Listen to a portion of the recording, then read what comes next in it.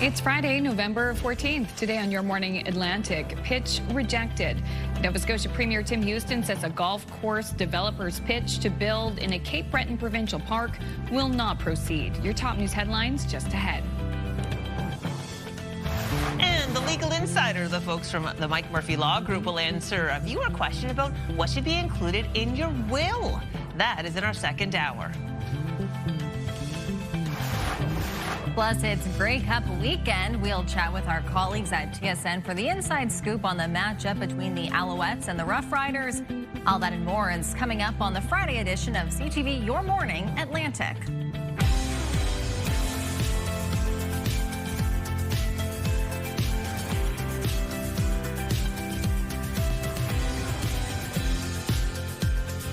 Good morning. Just almost 6:01 on this Friday, November 14th. Thanks so much for joining us. We got a special guest in today, Stephanie Seacoast. Hi, Steph. Good morning. I'm happy to be here on this Friday morning. We're so happy to have you. How's your morning going so far?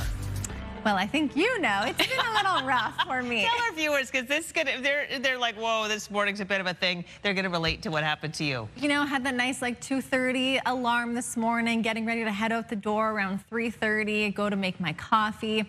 Okay, grabbing the bags, and then I look over and there's coffee just pouring down my cupboards, under the fridge, because I forgot to take the lid off my Oh my gosh. So the coffee went everywhere into each individual drawer. No. Oven mitts, everything just kind of covered in coffee. So mopping that up. I'm also working in slow motion because I couldn't believe what I was seeing.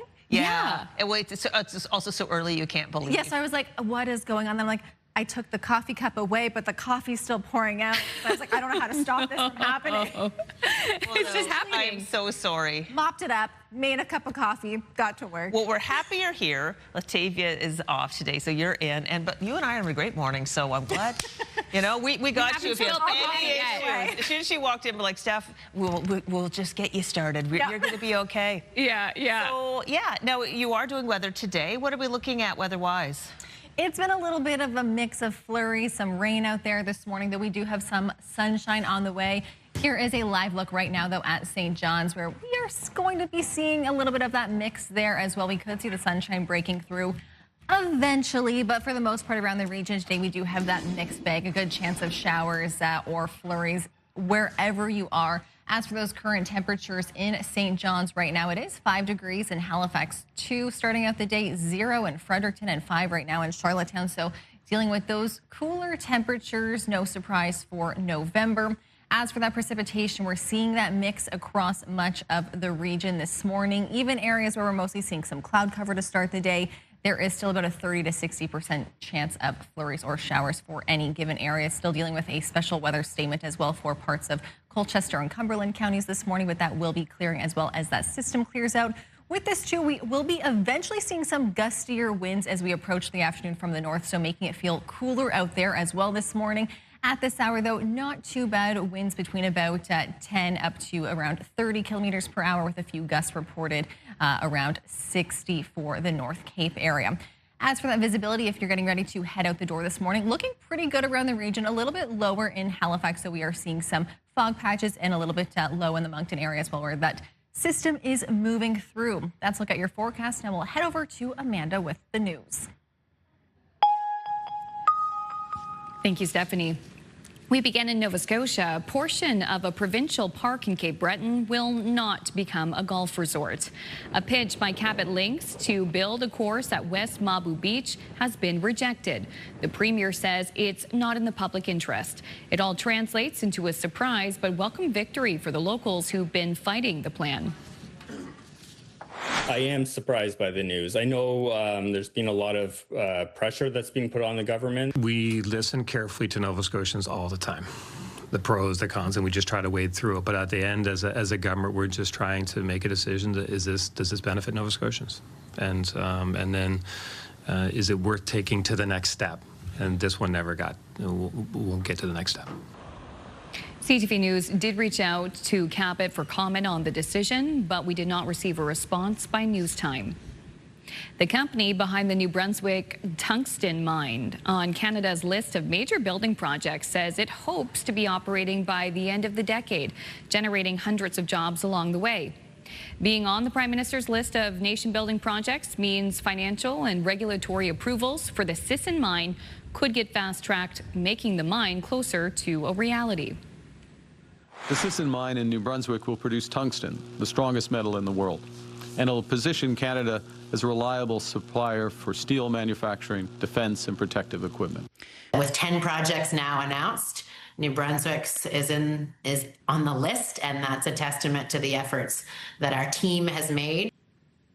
The CEO of Northcliffe Resources, the company behind the mine, tells CTV News he's very proud and excited, hoping this means the mine could be in operation by the end of 2029. The mine site is about 100 kilometers by road north of Fredericton. RCMP in New Brunswick are looking for help in finding a couple of suspects who broke into an NB Power substation this week. It happened in Blackville early Wednesday morning. Police say the pair broke a gate, got inside, and stole equipment and tools from a utility trailer. One is believed to be a woman wearing black ripped jeans, black boots, a white sweater, gloves, a black helmet, a face cover, and a hat. The other was a man wearing jeans, a dirty coat, gloves, a black helmet, a face cover, and a hat. Anyone with information is asked to contact RCMP. And we're learning more about that early morning shooting incident in Cole Harbour. Police were called to a parking lot in the 100 block of Forest Hills Parkway just before 4 a.m. Thursday. They found an injured man who revealed he'd been shot. The 31-year-old was taken to hospital with non-life-threatening injuries. Nobody else was hurt, and investigators do not believe it was a random incident. Anyone with information or relevant video is asked to contact RCMP. Despite significant recent rainfall, things are still pretty dry in parts of Cape Breton. There are still nearly 200 homes in the CBRM's dry well list. That is according to an update from the city's head of emergency management. The area has only seen 60% of normal rainfall, and it could take weeks before homeowners notice improvement. Visibly, it looks like things are improving, but it'll take a little bit of time before that water permeates through the soil, gets down into the water table, that people will finally start to hopefully see the benefits of the recent rainfall. Bruce McDonald notes no additional homes have been added to the dry well list, and more rain is in the forecast. The union representing striking workers at St. Mary's University in Halifax says a tentative agreement has been reached. Part-time faculty members are casting ballots in a ratification vote. Pay and job security were the main issues. The agreement reportedly includes higher salaries and vacation pay. Pending the outcome of the vote, the university hopes classes will resume on Monday. And finally, it's time for your gas and diesel prices on this Friday morning. And for the most part, you will be paying more to fill up at Maritime pumps. Let's start with the numbers in Nova Scotia. Gas increased by 2.4 cents, the minimum price now $1.45.1, and diesel increased by 4.7 cents, the minimum price now $1.75. Meantime, no change in the price of gas in Prince Edward Island. It rests at $1.47.9 a litre. However, diesel increased by 3.4 cents, the minimum price now $1.75.1 a litre. And in New Brunswick, the slightest increase for gas, 0.2 cents, the maximum price now $1.54.6. And a bigger increase for diesel in New Brunswick, it jumped by 5.2 cents. The maximum price now $1.87.7 a litre. And that is your first look at your local news headlines on this Friday morning. Well, thank you very much, Amanda. You're welcome. All right, here's a story that many might find a little grinchy. Okay. All right, south of the border, the department store chain Target is ordering its employees to smile this holiday season. Yeah, ordering. The retail chain's directive is dubbed the 10-4 program. If a shopper comes within 10 feet of you, then make sure you smile, make eye contact, and greet or wave. If they come closer, within 4 feet, ask if they need help or how their day is going. The initiative is Target's latest effort to make its stores more welcoming and reverse its streak of weak sales. The company says it found that key consumer metrics rose when shoppers are greeted or acknowledged. So what do you think of this, ladies? I'm surprised this wasn't already just part of policy working there. Yeah. It's interesting being like told, not encouraged. Yes, right? Exactly. You have to smile because everyone loves being told to smile. Yeah, exactly. I was just thinking that too. Anytime someone tells you to smile, you want to do the opposite, really. Exactly. Oh, boy. But yeah, that's probably good practice anyway if you're working in any retail store. Acknowledge the customers, say hi, make them feel welcome. I mean, I would do that if I And sometimes you need help when you're at the store, so Yeah. it's nice if you're a little closer, you're like, hi. Exactly. The person's, they probably want help. Anyway, just thought that was a little bit weird. And yeah. It's interesting. It's also, oh gosh, do you ever accidentally go to someone or have someone approach you and say, do you work here? Every single time, all the time. I do my best to help them. Me too. I'm like, oh, it's in that aisle, actually. I don't know. I do frequent this store a lot, and I know it. Yeah, exactly. All right, still ahead, a first look at your national and international news headlines on this Friday morning, and Stephanie will have our first full look at the Friday forecast. Good morning to you, Auntie Ganesh. A bit of a dark start to the day, of course, waiting for the sun to rise, but also a bit of a wet one as well. Steph has those details when we return.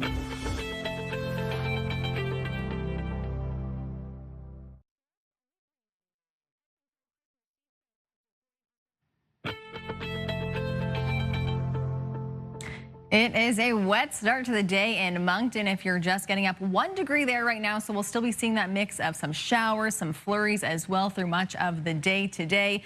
And it's a similar story across the region. We'll see some clearing taking place, but even once this system clears out, there is still quite a good chance of some flurries or some showers through the afternoon, some gusty weather as well. And weather today is brought to you by ALC.ca. Now, as for those current temperatures, again, as I mentioned, 1 degree right now in Moncton, 2 in Halifax, 5 right now in St. John's. And we'll be seeing some cooler temperatures for today. The temperature will actually climb as we head into the weekend, but with that, we will see more precipitation. So when the temperatures cool tomorrow, we'll see some sunshine breaking through. We do now have that special weather statement. It has ended. It was in effect for Colchester and Cumberland County, so that just very recently ended. We saw some significant snowfall and some showers there through the evening hours. Still, though, a slick start to the day, so just be mindful if you are heading out.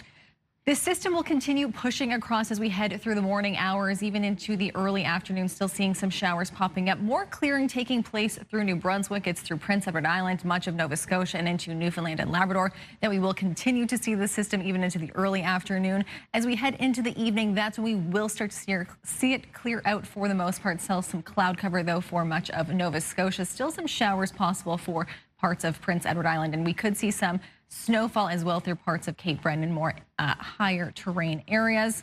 And then even into the evening hours, still seeing that clearing continuing to take place as we head toward midnight. With the system, just some trace amounts of rain across the region. In Newfoundland, we'll see a little bit more of that falling through the Burren and St. John's areas, about 10 to 20 millimeters expected. As for that snowfall, this doesn't account for the snow that has already come down for Colchester and Cumberland counties or elsewhere in the region. This is what's to come. Still, again, just some trace amounts for the most part, about 5 to 10 for parts of Cape Breton, and just, again, some trace amounts as well for Newfoundland and Labrador. As for today, we'll be seeing again that clearing taking place, temperatures between about 1 to 4 degrees. So still on the cooler side, a few degrees below seasonal. For PEI today, seeing that rain clearing out, chance of showers through the afternoon, highs today between about 4 and 6 degrees. For eastern areas of Nova Scotia and into Cape Breton, we'll see those highs today between 3 to 7 degrees. And into central and southwestern areas, those highs between 4 and 6 degrees, again with that chance of showers or flurries. And for Newfoundland and Labrador today, we'll see some flurries taking place through much of Labrador. We still can see the sunshine breaking through at times. And for Newfoundland, we'll see a mix of either showers or flurries again. Sunshine could be breaking through, and we'll see those highs today between -6 all the way up to 8 degrees. That's a look at your forecast. Now we'll head over to Amanda with the news.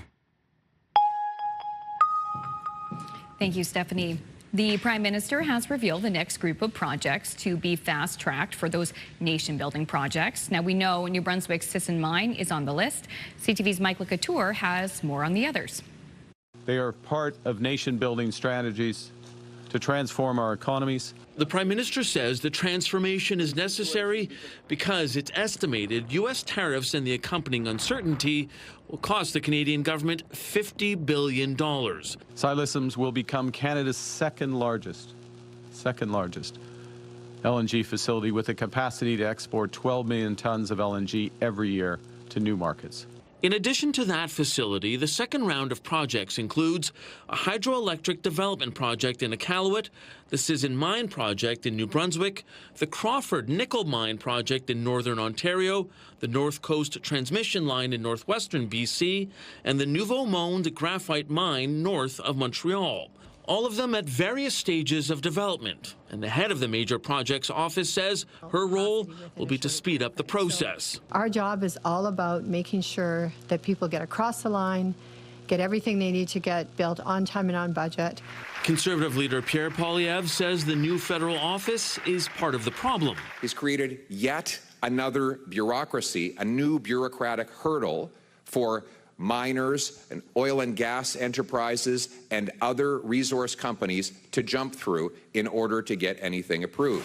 The Sisson mine has been talked about for years, and New Brunswick's premier wants additional help to ensure its longevity. We are looking for an offtake agreement. We're looking for a price floor. Those two tools help both attract more investment and secure the value of the resource. A government source tells CTV News those types of measures were discussed by natural resources ministers from the G7 2 weeks ago in Toronto.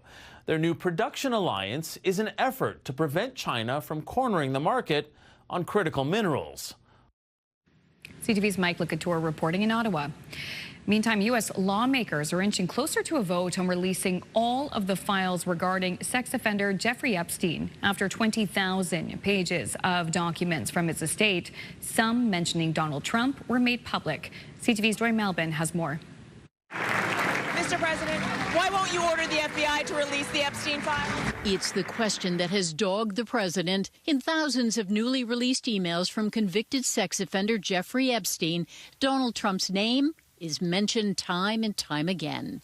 Writing a reporter in 2015, Epstein suggests he might have dirt on Trump. Would you like photos of Donald and girls in bikinis in my kitchen?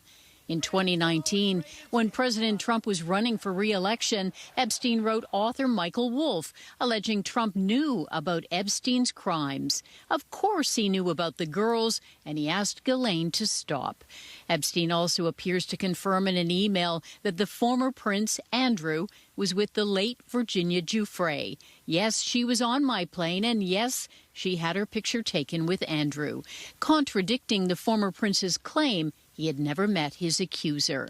President Trump says he broke with Epstein in the 2000s and denies any wrongdoing. But Trump promised his MAGA supporters he would release the Epstein files. Survivors pleading for the truth to come out. Just rip the Band-Aid off all at once, give the public what they need, and give us what we need, which is transparency. In Washington, the politics are shifting. More Republicans breaking ranks to join Democrats demanding full public disclosure of Epstein's crimes. Who else, if anyone, did Epstein traffic young women to?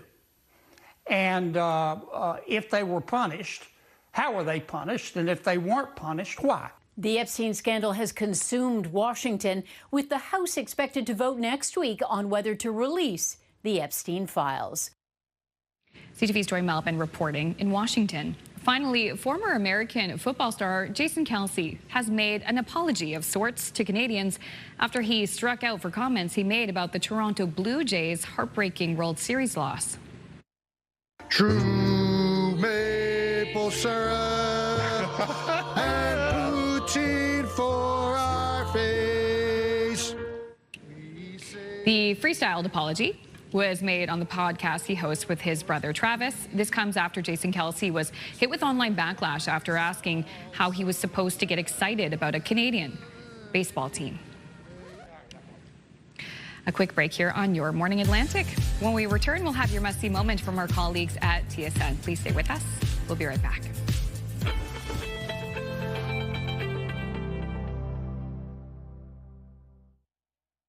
Move Mornings with Aaron and Peter. Weekday mornings on Move 100. The most fun in the morning. And home of the $1,000 minute. Only on Move 100 Halifax.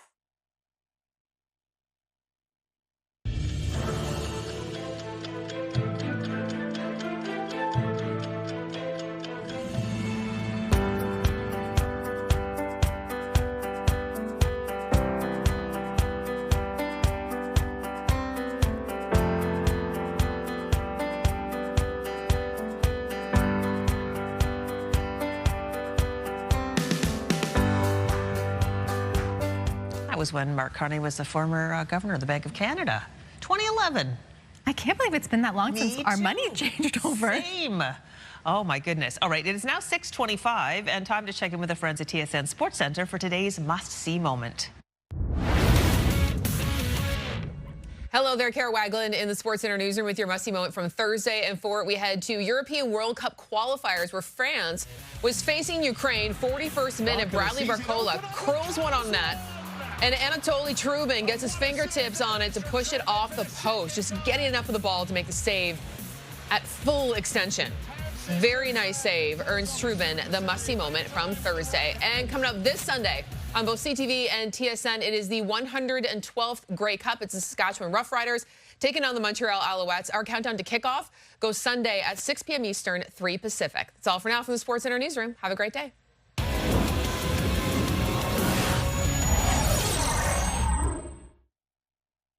This TSN must-see moment brought to you by J.R. Rahe's Furniture and Appliances. Now to your business headlines from our colleagues at BNN.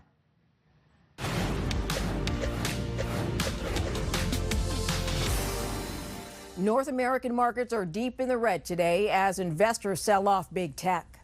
Investors want to take less risk now that the U.S. government is restarting. There are concerns about all the economic data that has been delayed, like the labor reports, which could show a weakening U.S. economy. That is investors pivoting to steadier stocks. Here are the closing numbers for the day. The Canadian dollar is down to 71.28. West Texas Intermediate crude is up to 58.64. Western Canadian Select down almost $2.50 to 46.77. And the TSX sank 573 points, ending the day at 30,253. Those are your business headlines. I'm Marilla Fernandez. Let's take a look at our 3-day forecast for New Brunswick. Today we'll be seeing those flurries clearing out, the sunshine breaking through, getting up to a high around 2 degrees. Low tonight, -5. Into Saturday, plenty of sunshine, though certainly on the cooler side, reaching a high of just +1, low of -4. Into Sunday, we'll see either some rain or some flurries, some snow in there as well. Highs getting up to around 4 degrees. Low of -2. For Nova Scotia, we will be seeing that mix of flurries or showers for today. About a 60% chance for any given area. High today of 5 degrees. Low tonight -3. Into Saturday, a mix of sun and cloud, though on the cooler side here as well. A high of just +1, a low of -2. And into Sunday, milder temperatures. High of 10 degrees, though we will be dealing with some rain showers. Low of +1. And for Prince Edward Island, we'll see those showers clearing today. High of 6 degrees. Into Saturday, some showers, some flurries expected. High of +1. Into Sunday, we'll see rain. The high getting up to 8. We'll take a short break now. Stay with us.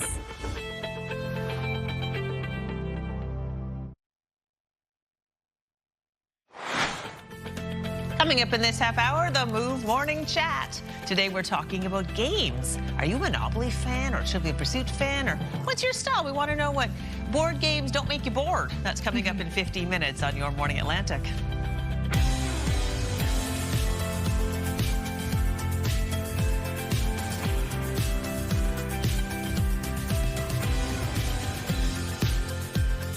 Oh, that's going to be a fun conversation, especially with the weekend just upon us.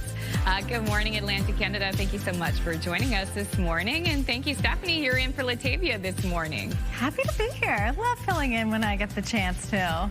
We love to have you, too. Yeah, and we were talking about what kind of weather that we can expect for today, and you have a mixed bag of weather. Okay, here we go. Could be rain, could be flurries. We might see the sunshine breaking through. It's one of those days where it just depends on how the wind goes, basically, with the system that's coming in. So sounds like November. You know, just wear some layers. Here's a live look at Halifax. We have been seeing a slick start to the day, so just be mindful if you are getting ready to head out the door.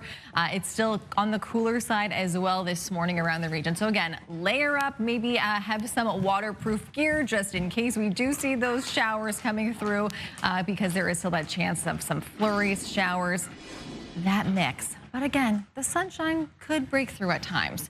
As for the temperature right now in Halifax, it is 3 degrees, 0 right now in Fredericton, 4 in Charlottetown, and 5 right now in St. John's. As for that precipitation, we've been seeing this system sort of hanging around through much of the evening hours into the early morning as well through parts of Nova Scotia into New Brunswick and PEI. We're also seeing some flurries developing through parts of Newfoundland this morning, some showers there as well. Again, it's kind of just this mixed bag this morning, but we will begin to see that system clearing out as we head into the afternoon. Again, leaving behind that chance of some showers or flurries. As for those winds at this hour, they are not too bad, between about 10 to 30 kilometers for the most part, generally from the north and the northwest. Right now, we'll be seeing those gusts right now around 57 at North Cape, 33 in St. John. And we will be seeing a little bit gustier, though, as we head into the afternoon. Those winds from the north making things feel a little bit cooler out there as well this morning. As for that visibility, again, if you're getting ready to hit the road, things are looking pretty good across much of the region. A little bit of that lower visibility in Halifax, where we have been seeing some drizzly conditions and some lower visibility as well through parts of Newfoundland. So just something to keep in mind. Elsewhere, though, it looks to be a good start to the day. That's a look at your forecast. Now we'll head over to Amanda with the news. Thank you, Stephanie. The company behind the New Brunswick mine on Canada's list of major building projects says it hopes to be operating by the end of the decade, generating hundreds of jobs along the way. Being on the Prime Minister's list of nation-building projects means financial and regulatory approvals for the Sisson mine could get fast-tracked, making the mine closer to reality. The Sisson mine in New Brunswick will produce tungsten, the strongest metal in the world, and it'll position Canada as a reliable supplier for steel manufacturing, defense, and protective equipment. With 10 projects now announced, New Brunswick's is on the list, and that's a testament to the efforts that our team has made. The CEO of Northcliffe Resources, the company behind the mine, tells CTV News he's very proud and excited, hoping this means the mine could be in operation by the end of 2029. The mine site is about 100 kilometers by road north of Fredericton. A portion of a provincial park in Cape Breton will not become a golf resort. A pitch by Cabot Links to build a course at West Mabu Beach has been rejected. The Premier says it's not in the public interest. It all translates into a surprise but welcome victory for the locals who've been fighting the plan. I am surprised by the news. I know there's been a lot of pressure that's being put on the government. We listen carefully to Nova Scotians all the time, the pros, the cons, and we just try to wade through it. But at the end, as a government, we're just trying to make a decision. Does this benefit Nova Scotians? And then is it worth taking to the next step? And this one never got. We'll get to the next step. CTV News reached out to Cabot for comment on the decision, but we did not receive a response by news time. RCMP and New Brunswick are looking for help in finding a couple of suspects who broke into an NB Power substation this week. It happened in Blackville early Wednesday morning. Police say the pair broke a gate, got inside, and stole equipment and tools from a utility trailer. One is believed to be a woman wearing black ripped jeans, black boots, a white sweater, gloves, a black helmet, a face cover, and a hat. The other was a man wearing jeans, a dirty coat, gloves, a black helmet, a face cover, and also a hat. Anyone with information is asked to contact RCMP. New data reveals acts of violent crime are surging in small to mid-sized Canadian cities, including some communities here in our region. Although also up in Halifax, the survey authors note violent crime in Moncton is comparatively high. Moncton has the highest violent crime rate of these 20 cities, where every homicide is equivalent to every minor assault, right? That they're both counted as one in the violent crime rate. Moncton has the 5th highest violent crime severity rate. In Halifax, it rose by 21%. For the most part, you'll be paying more to fill up at Maritime pumps this morning. In Nova Scotia, gas increased overnight by 2.4 cents. The minimum price now $1.45.1. Diesel increased by 4.7 cents. The minimum price now $1.75. Meantime, no change in the price of gas on Prince Edward Island. It rests at $1.47.9 a liter. However, diesel on the island increased by 3.4 cents. The minimum price now $1.75.1 a liter. And in New Brunswick, the slightest increase for gas, it's up 0.2 cents. The maximum price now $1.54.6. A bigger increase for diesel in New Brunswick. It increased by 5.2 cents. The maximum price now $1.87.7 a liter. Finally, a unique anti-hunger campaign has turned into quite a spectacle in St. John, but that's exactly what it's supposed to do. Jesse Wright has been walking around with a 35-pound fridge strapped to his back, spreading a message of food insecurity. The main tag, as you can see on the back, is no family should bear the weight of an empty fridge. The leap from it's a fridge to food security issues wasn't hard to make. And that's when people started asking, what's your email? What's your social media? Can I give you money? Where's the money going to go? And I hadn't thought of any of that. And in just a few weeks, Jesse Wright has walked about 140 kilometers with the fridge and has raised more than $1,800 for nonprofits who help people with food insecurity. What a really, I mean, a smart way to draw attention. Absolutely. To a cause that the need has never been greater. Draw attention and also raise money as well. Yeah, literally taking action. Yes. Yeah. Okay. You can't miss it. Well, this is something that I wanted to bring to everybody's attention if you didn't know. Another sign of the holiday season and a reminder that the Parade of Lights in Halifax is actually happening tomorrow, if you can believe it.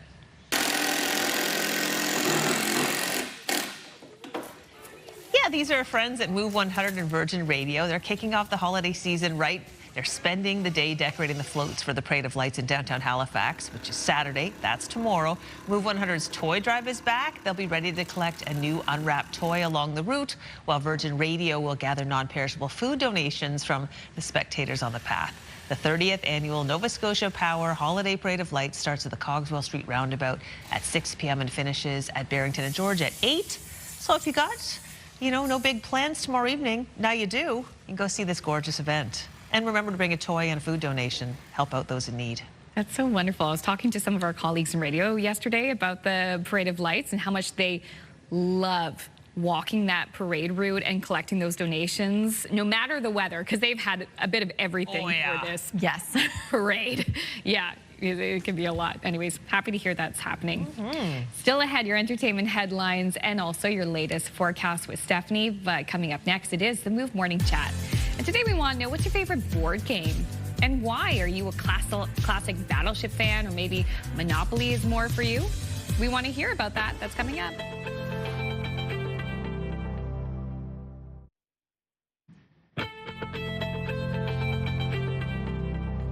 Welcome back to CTV Your Morning Atlantic. It is 6:43 right now. Here's a live look at McAdam at this hour. We're seeing just some cloud cover right now this morning, starting off the day a little bit on the cooler side, that we will begin to see some clearing taking place as we head throughout the day today. Across the region, though, seeing some flurries, some showers, a little bit of that mixed bag out there. We'll also see some gustier winds as we head into the afternoon. As for those temperatures right now, 3 degrees in Halifax, 0 in Fredericton, 4 in Charlottetown, and 5 at this hour in St. John's. In terms of that precipitation, we'll still be seeing some showers, some flurries through much of the morning hours. Through New Brunswick, we'll see some cloudier conditions for parts of the region to start the day, though. And then as we head toward the afternoon hours, still seeing that system hanging around. It will begin to clear up more so as we head toward the evening hours. Still seeing a chance of showers, though, through much of PEI into parts of Cape Breton and Newfoundland and Labrador as well, dealing with those flurries there. As we head toward the evening hours, though, seeing that clearing continuing to take place. Some cloud cover expected for much of the region tonight, and even as we head toward midnight. As for any precipitation with this system, generally just trace amounts across the region, about 2 to 5 millimeters, of around 5 to 10 even for some areas. So not too much in the way of that into Newfoundland. We'll see a little bit more there, around 10 to 20 millimeters expected in St. John's. As for any snow amounts, really just some trace amounts with these flurries moving through. In some higher terrain areas, we could see about 5 to 10 through parts of Cape Breton. And for Newfoundland and Labrador, again, just some trace amounts there with the flurries that will be making their way through. For today, for New Brunswick, we'll be seeing those temperatures between about 1 to 4 degrees. So still on the cooler side for today, a few degrees below what is seasonal for this time of year. We'll be seeing those flurries clearing out through the morning hours. We'll see some sunshine breaking through more northern areas of the province.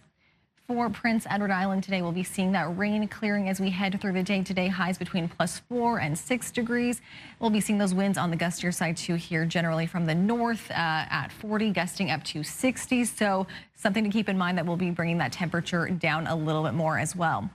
For eastern areas of Nova Scotia and into Cape Breton, some showers and flurries expected for today. We could see some sunshine breaking through at times. Highs today between 3 to 7 degrees. Winds on the gustier side here as well from the north at 30, gusting up to 50.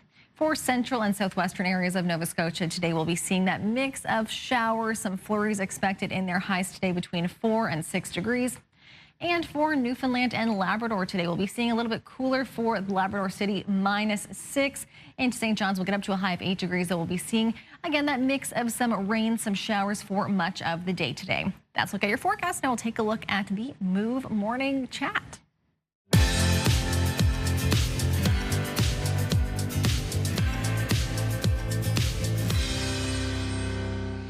It's all fun and games for the Move Morning Chat. Our friends Aaron and Peter are joining us with today's topic. And today we're talking about what is your favorite board game and why is it? We know you two probably bring the party.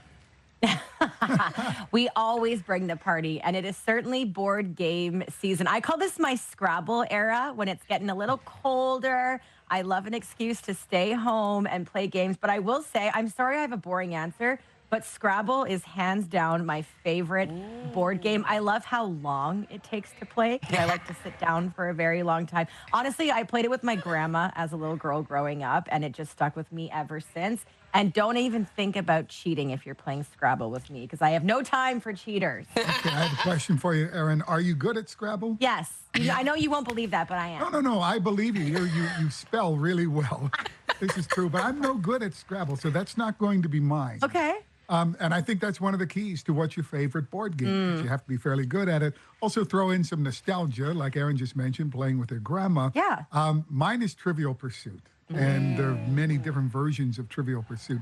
But it's something that actually came out when I was in university, and we played so much of it during university among our friends. And I still love playing it today. So I'm going to put Trivial Pursuit at the top of my board game list. Oh, interesting. Amazing. Okay, I love Cranium. Cranium really? Yes. And here's the problem. The people in my life don't love playing it. Yeah, who does? So I do. I love Cranium. If you haven't played it, there's 4 different categories. You know, there's something where you hum tunes. There's another thing where you act out scenes. And maybe it's because I do have a theater degree and I have a job that I love to be in front of people. But I love that game. It's just finding enough people who want to play it and specifically want to play with me because I get really into it. Okay, now that you mentioned exactly what it's about, this is an Amanda game to the T. What? Yeah. Okay, so for me, Kyle and I love Monopoly.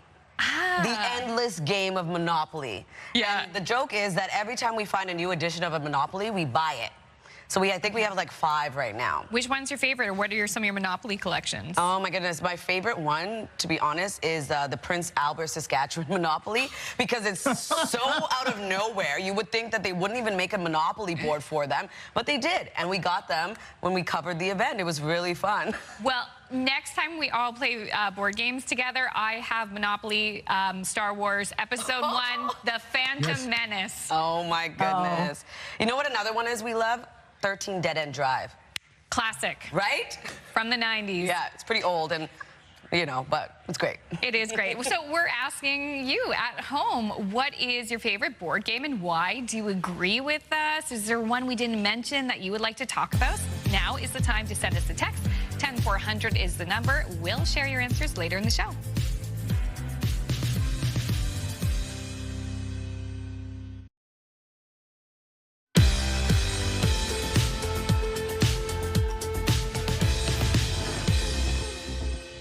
Welcome back to CTV Your Morning Atlantic. It is 6:52 right now, and it is time to head to Hollywood for a look at your entertainment headlines.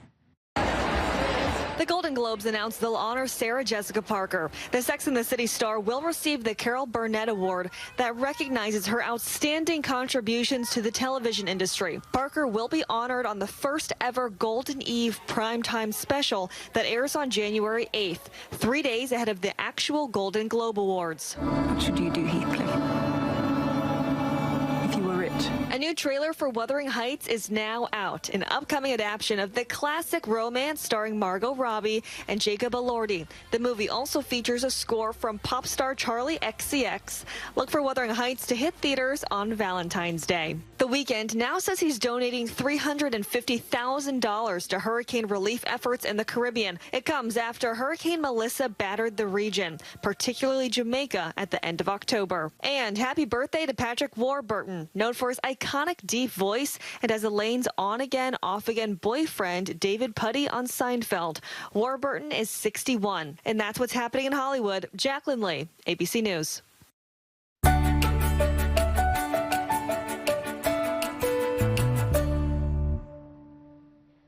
There's a new program in Cape Breton that gives children with disabilities a chance to hit the ice. It's called Lily's Dream. It's based on a book written about a little girl and her own dreams of being able to skate. CTV's Ryan McDonald has a story. It was a rather special school skating event at the rink in Membertou today, as students with disabilities were fitted into specialized equipment and taken for a few laps around the ice. When they call it Lily's Dream, this is a dream because it does more. It does as much for us as it does for the kids. Lily is a fictional character in a book written by Jim McCormick, one of the people spearheading the new skating program. In the book, Lily, who has a disability, says, and my dream is that every child with a disability has the opportunity I had to get on the ice. To turn that storybook dream into reality, the Lily's Dream Society raised more than $20,000 for assistive on-ice equipment and supports. They also assembled about 30 volunteer skaters to accompany the students around the ice. The expressions on the children's faces, it's amazing. It starts with complete apprehension and fear. You can almost see it in their eyes. And within 10 minutes or so on the ice, they're smiling and laughing. They wouldn't have had that chance before. The Membertou Sport and Wellness Center donated the ice time to the cause, and participants can get fitted with skates and a helmet inside the rink's shop. Any time we can partner with a group like this to put on some stuff for these special needs students in the school system, I think it's awesome. Following today's launch, the idea is that the Lily's Dream skates will take place every Wednesday from 11:30 to 12:30 here at the Membertou rink. Our hope is that others in the country will hear about this program and emulate it, because I think it's doable. For now, the plan is for students from different schools to come here and skate on a rotating basis. People leave this place with tears. It's a good day. Hitting the ice happy, and when it comes to Lily's Dream, it's a case of life imitating art. Ryan McDonald, CTV News, Membertou First Nation. Oh, what a beautiful story. Thank you so much, Ryan. Happening now in local news, Nova Scotia Premier Tim Houston says a golf course developer's pitch to build in a Cape Breton provincial park will not proceed. We'll have reaction from the community. Meantime, this project is getting some support from Ottawa. The company behind the New Brunswick mine on Canada's list of major building projects says they hope it could be in operation by 2029. Plus, it is a Friday morning. I'll have your gas and diesel prices. For the most part, for another week in a row, you will have to dig deeper into your wallet while filling up at the pumps. Those details coming up in your local news headlines right after this break. Stay with us.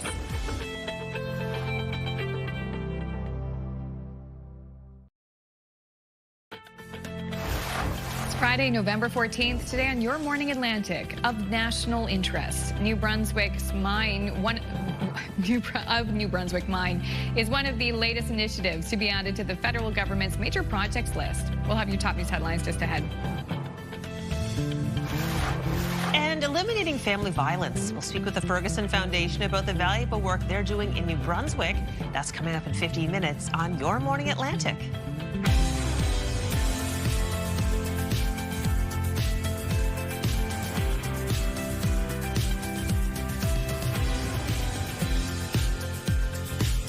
Thanks for being with us on this Friday morning. It is 7 o'clock right now, 7:30 in Newfoundland. Happy to be here this morning, and I was just telling you both that there's something to celebrate in my little world this weekend. And yes. I don't fill in on the show very often, but when I do, I feel like I'm always bringing an update on my golden retriever, Winnie. We want it. It's her birthday tomorrow. Yay! Happy birthday, Winnie. She'll be 3, and that's... which is heartbreaking on one side because I can't believe that she's already 3. And Dewey he's similar in age. Similar in age, yeah. He's going to be 3 in April. Wow. Which is wild. And when we were talking during the commercial break too, we were talking about Winnie's qualities, and she just sounds like the perfect angel. Yeah, she's a sweet girl. You know, she wants to always share food with us. She wants to take our food, but for the most part, you know, she doesn't get into much trouble.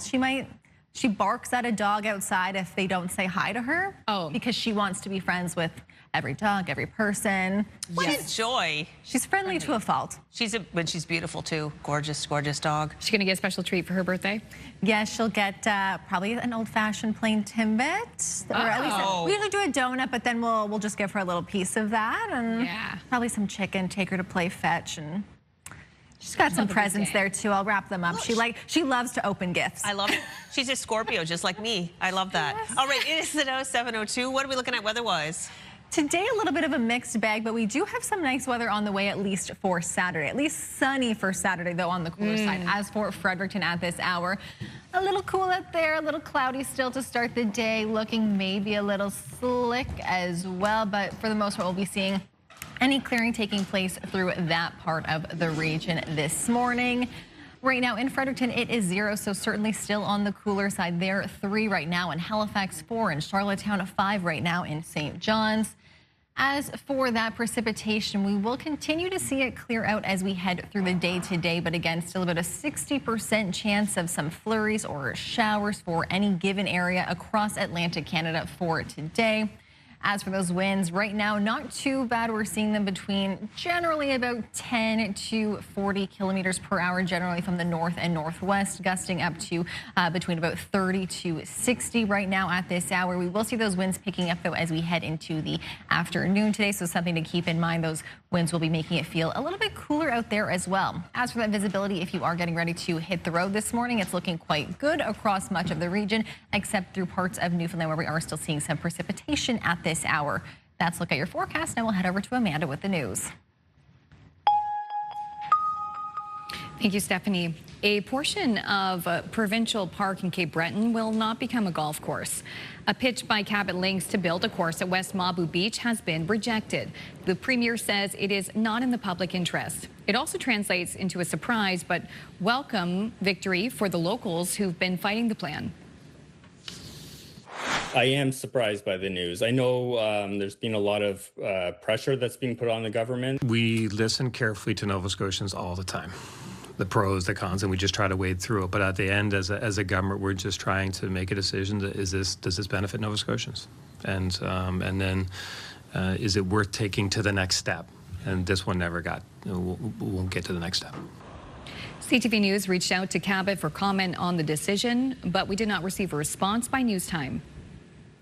The company behind the New Brunswick mine on Canada's list of major building projects says it hopes to be operating by the end of the decade, generating hundreds of jobs along the way. Being on the Prime Minister's list of nation building projects means financial and regulatory approvals for the Sisson mine could get fast-tracked, making the mine closer to a reality.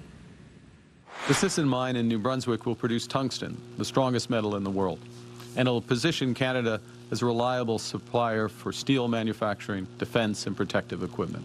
With 10 projects now announced, New Brunswick's is on the list, and that's a testament to the efforts that our team has made. The CEO of Northcliffe Resources, that's a company behind the mine, tells CTV News he's very proud and excited, hoping this means the mine could be in operation by the end of 2029. The mine site is about 100 kilometers by road north of Fredericton. RCMP in New Brunswick are looking for help in finding a couple of suspects who broke into an NP Power substation this week. It happened in Blackville early Wednesday morning. Police say the pair broke a gate, got inside, and stole equipment and tools from a utility trailer. One is believed to be a woman wearing black ripped jeans, black boots, a white sweater, gloves, a black helmet, a face cover, and a hat. The other was a man wearing jeans, a dirty coat, gloves, a black helmet, a face cover, and a hat. Anyone with information is asked to contact RCMP. We know Canada Post plans to close many small-town post offices in the coming years. However, people in one Cape Breton community are lobbying to have one post office building torn down right away. That's an insult to this town, that building, leaving it like the way it is. The former post office in North Sydney has been one of the more visible abandoned buildings in the municipality for more than a decade, often targeted by vandals. The local councillor is circulating a petition asking for it to be torn down once and for all. If a petition was passed around and we had enough support from the community that we could take it back to council with the support of council, move it on to the other levels, and hope for some kind of financial backing. It's a disgrace, and it's not really showing that there's much respect for the people that gave their lives for what we got today. Demolition and remediation costs for the site are estimated around $500,000. Too much for the municipality, which has many other old buildings to contend with as well. For the most part, you'll be paying more to fill up at Maritime pumps. In Nova Scotia, gas increased by 2.4 cents. The minimum price now $1.45.1. Diesel increased by 4.7 cents. The minimum price $1.75. Meantime, no change in the price of gas in Prince Edward Island. It rests at $1.47.9 a litre. However, diesel increased by 3.4 cents. The minimum price $1.75.1. And in New Brunswick, the slightest increase for gas, 0.2 cents. The maximum price now $1.54.6. And a bigger increase for diesel, it increased by 5.2 cents. The maximum price now $1.87.7 a litre. Finally, some travelers in Japan faced unexpected delays when a bear found itself wandering around an airport's tarmac. Take a look. So it's going to be very small. Do you see that little thing on your screen? The footage shows what appears to be a bear cub just running onto a loading area. An aircraft even landed as it explored. The runway was shut down for about 90 minutes and was reopened after a police search failed to find the animal. Out of all the excuses for a delay at the airport, we have a bear cub. I'm going to say that's a memorable one. I was going to say this video just makes it kind of look like a little Pomeranian, to be honest. Yeah. I never would have guessed that it was a bear. Of course, we're seeing it from far away. I love the highlighted area. This is where the bear was last seen. Police could not find the bear's whereabouts. Well, speaking of creatures, this is about bumblebees, and very interesting. A new study has found that bumblebees can process time.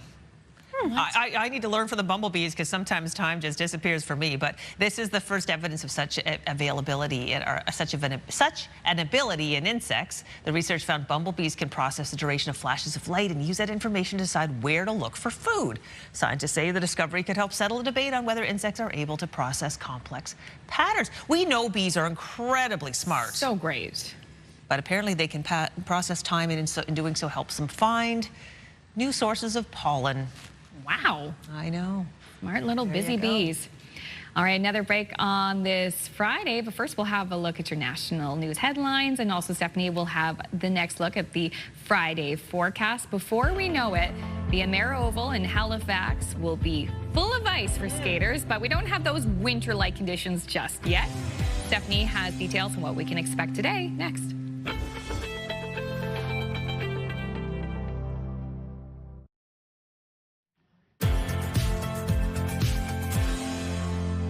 Welcome back to CTV Your Morning Atlantic. There's a live look at St. John. It is 7:12, just about to be 7:13 at this hour. Right now it is 0 in St. John to start the day, seeing some cloud cover there as well. As we get the day started, weather is brought to you by ALC.ca. As for those current conditions elsewhere in the region this morning, 3 degrees right now in Halifax, 5 right now in St. John's, and 4 right now in Charlottetown. So still a little bit chilly to start the day. You may want to layer up just a little bit, and you may also want to keep an umbrella handy, just as we are still dealing with some showers and some flurries across much of the region this morning. A little bit of some clearer conditions, though, through parts of New Brunswick to start out the day. Some cloudier conditions through more northern areas.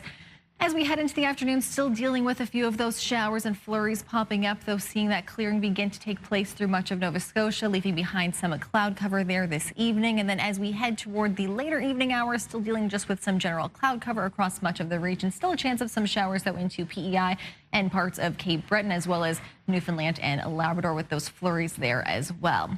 As for that precipitation from this next round of rain, just some trace amounts across much of the maritime region into Newfoundland and Labrador, just seeing mostly trace amounts. We could see about 10 to 20 millimeters of rainfall for St. John's. And as for any snow, again, just some trace amounts with these flurries falling across parts of the region. A little bit more snow expected, though, through parts of Cape Breton. And again, some trace amounts as well for Newfoundland and Labrador, with these flurries making their way across. As for today in New Brunswick, we'll be seeing those temperatures between 1 and 4 degrees, so still on the cooler side today. Those winds from the northwest at 20, gusting up to 40. So even though the temperatures are cool, it will still feel slightly cooler with those northerly winds. For Prince Edward Island, we'll see those highs between 4 and 5 degrees. For today, we'll see that rain clearing out as well as we head into the afternoon. Still a chance of some showers, though, about 60% chance into the evening hours. For Cape Breton and eastern mainland Nova Scotia, we'll be seeing those temperatures today between about 4 and 7 degrees. Again, that mix of some showers and flurries expected. We could see the sunshine break through at times, and we'll see those winds from the north at 30, gusting up to 50. For central and southwestern areas of Nova Scotia, highs today between about 4 to 6 degrees. Those showers and flurries popping up here as well. Winds, again, bringing that temperature down just slightly, just because it is from the north, so it will make things feel a little bit cooler across the region for today. And into Newfoundland and Labrador, we'll be seeing some flurries building as we head into the afternoon hours. Again, still a chance of some sunshine breaking through, and then more so a mix of some showers and flurries through much of Newfoundland today. Those highs in the range of about -6 all the way up to +8 for today. That's a look at your forecast. Now we'll head over to Amanda for the news. Thank you, Stephanie. One of the largest defense contractors in Europe is making a play for a piece of this country's military market. It comes at a time when about 3/4 of Canada's military purchases come from the United States. CTV's Geneviève Beauchemin is in Stockholm, Sweden, with more. The president and CEO of Saab, Mikael Johansson, confirmed he's talked with Ottawa about making Gripens in Canada. He's also met with companies including Bombardier, CAE and IMP in Nova Scotia. It's important for Canada to have sovereign capability in Canada to do their own upgrades, to build parts of it, to do final assembly and tests. We, as Saab, we are prepared to do that technology transfer to Canada and support that build-up. This would be contingent, of course, on Canada adding the Gripen to its military fleet. That technology transfer could see the first Canadian-made Gripen fly off the assembly line within 3 to 5 years. It could also lead to the building of a new facility, a hub of sorts, where jets could be made not just for Canada, but other nations, including Ukraine. It makes sense to have a big footprint in Canada together with Canadian industry. So it's absolutely a benefit for us to do that.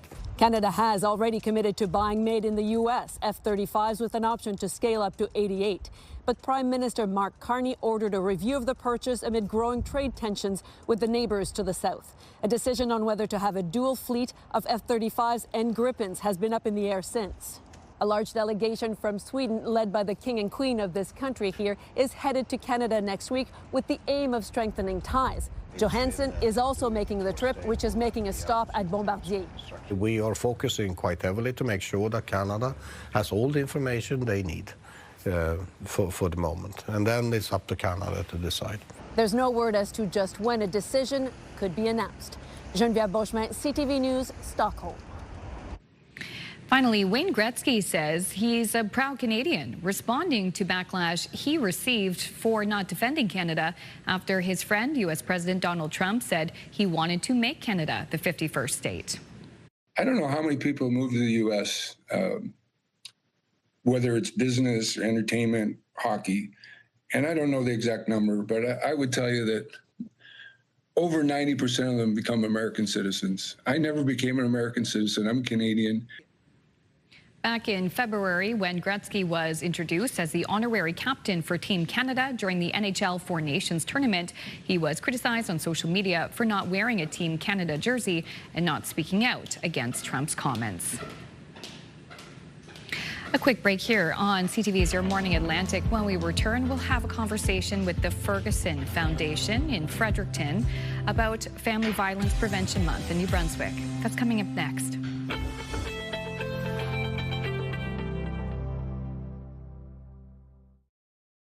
Move Mornings with Aaron and Peter. Weekday mornings on Move 100. The most fun in the morning. And home of the $1,000 minute. Only on Move 100 Halifax.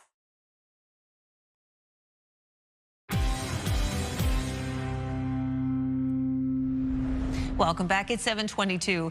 And November is Family Violence Prevention Month in New Brunswick, which is an initiative between the Ferguson Foundation and the province since 1992.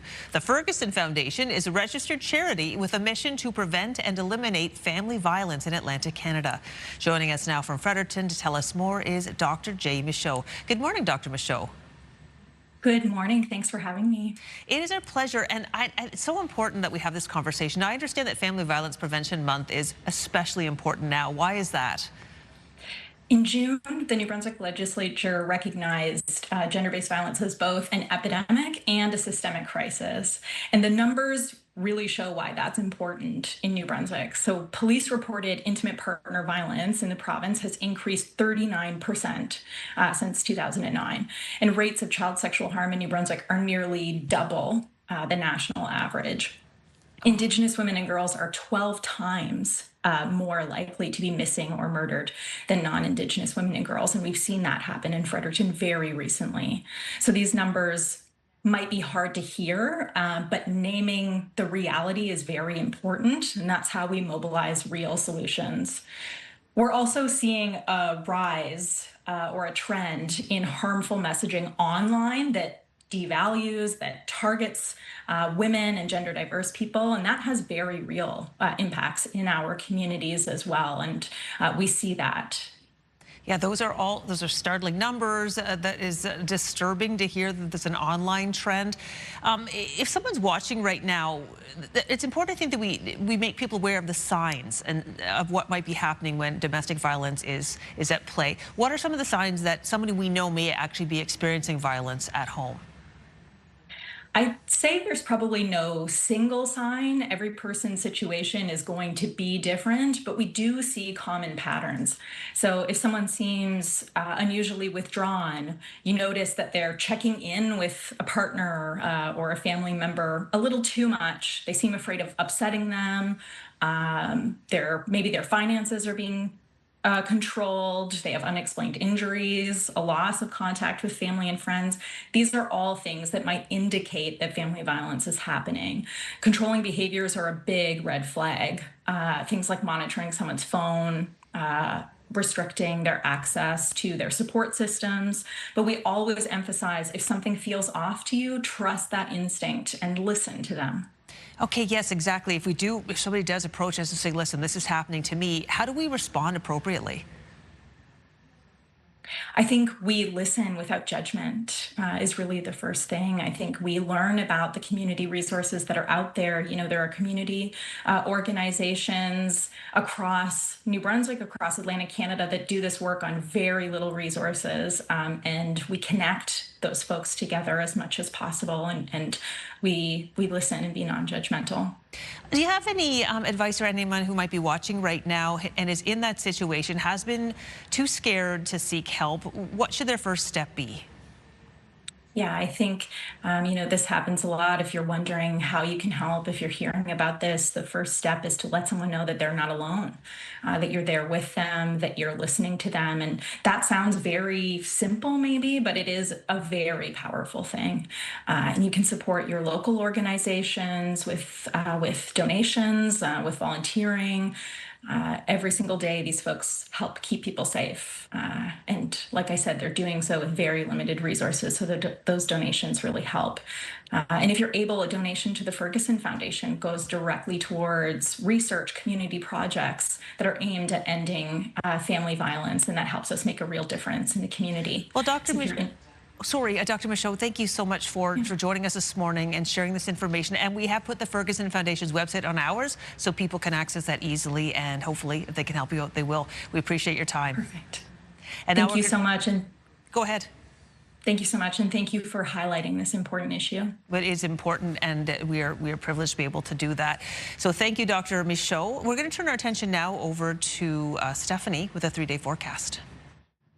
Thanks, Crystal. Here is a look at what's going on in New Brunswick this weekend. We'll be seeing those flurries clearing today, getting up to a high around 2 degrees for the most part. Low tonight of -5 into Saturday. Lots of sunshine, but that high a little bit chillier, just +1, low of -4. Into Sunday, we'll see either some snow or some rain, reaching a high of 4 degrees, getting down to a low of -2.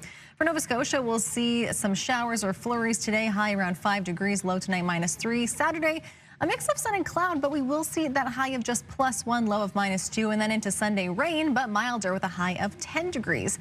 And for Prince Edward Island, we'll see that rain clearing for the most part today, then a mix of chance of rain or flurries for tomorrow. Into Sunday, milder, high of 8 degrees, but we will see that rain. We'll take a short break now on CTV Your Morning Atlantic. Stay with us.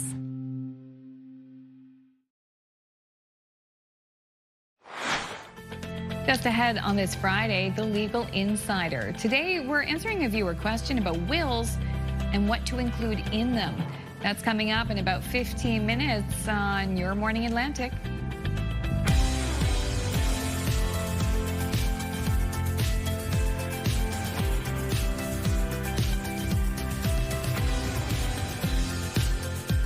Come on in, 7:31. We're halfway through the show already. If you can believe it, time is flying by, and guess what? It's Friday, everybody. Happy Friday. Happy Friday. Friday. Friday to you. Indeed. And we're happy to have Stephanie on with us this morning and for Latavia. Always happy to be here. After my little coffee fiasco this morning, you know what? The morning's really turned around. It's been great spending the time with you, too. That's great to hear it. And yeah, Latavia's off today. She'll be back Monday, but we're so happy to have you in. And if you've missed it, Steph spilled coffee all over her kitchen basically this morning and had to clean it up at 3 in the morning. So yeah. Oh my gosh, because it was a forgotten lid. Like you forgot the lid was on the top. A curing situation, and you had still a coffee cup. I could have cried, but my makeup was already on, so it's too late. Not happening. Oh my goodness! If you're having a bit of a rough morning, that's okay. You can get back up. Yeah, that's how we feel too. Sometimes when you play board games, like you want to laugh, you want to cry. We're asking this morning, what's your favorite board game and why is it your favorite? You can send us a text at 10400. Let us know your first name too, where you watch from. We'd love to know those details, and we're going to have a wrap-up of your answers later in the show. For me, it's Cranium. You two, what do you love? You know what wasn't mentioned? One of my super-duper faves, Clue. Clue. Classic. Fun times, right? What about you? I love Clue. Oh. I mean, I feel like Monopoly has the most memories. We made up all sorts of rules. It was like Seacoast house rules that I don't actually know if I know how to play it properly. Oh my gosh, it's too funny.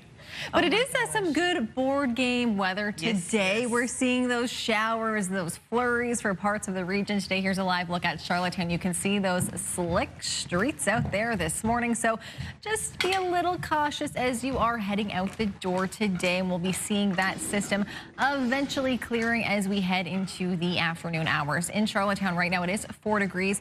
In Fredericton, 0.3 right now in Halifax, and 5 at this hour in St. John's. As for that precipitation, we'll be seeing it lingering still through much of the morning hours for Nova Scotia, PEI, into Newfoundland as well. Eventually seeing some flurries popping up through Labrador. In New Brunswick, we'll be seeing that system clear out for the most part, but there will still be a chance of some showers or flurries in behind. As for those winds this morning, generally from the north and northwest, right now between about 6 up to around the 30-kilometer mark, 50 at North Cape right now. As for those gusts, just a few reported at this hour, 35 in St. John. But again, we will be seeing some gustier conditions as we head into the afternoon, and with those cooler winds as well, making it feel chillier outside for today. As we see these showers and flurries clearing out for some areas this morning, visibility is looking generally pretty good around the region right now. Still dealing with some reduced visibility, though, through parts of Newfoundland, just with that system there. That's a look at your forecast. Now we'll head over to Amanda with the news. Thank you, Stephanie. The company behind the New Brunswick mine on Canada's list of major building projects says they hope to be operating by the end of the decade, generating hundreds of jobs along the way. Being on the Prime Minister's list of nation-building projects means financial and regulatory approvals for the Sisson mine could get fast-tracked, making the mine closer to reality.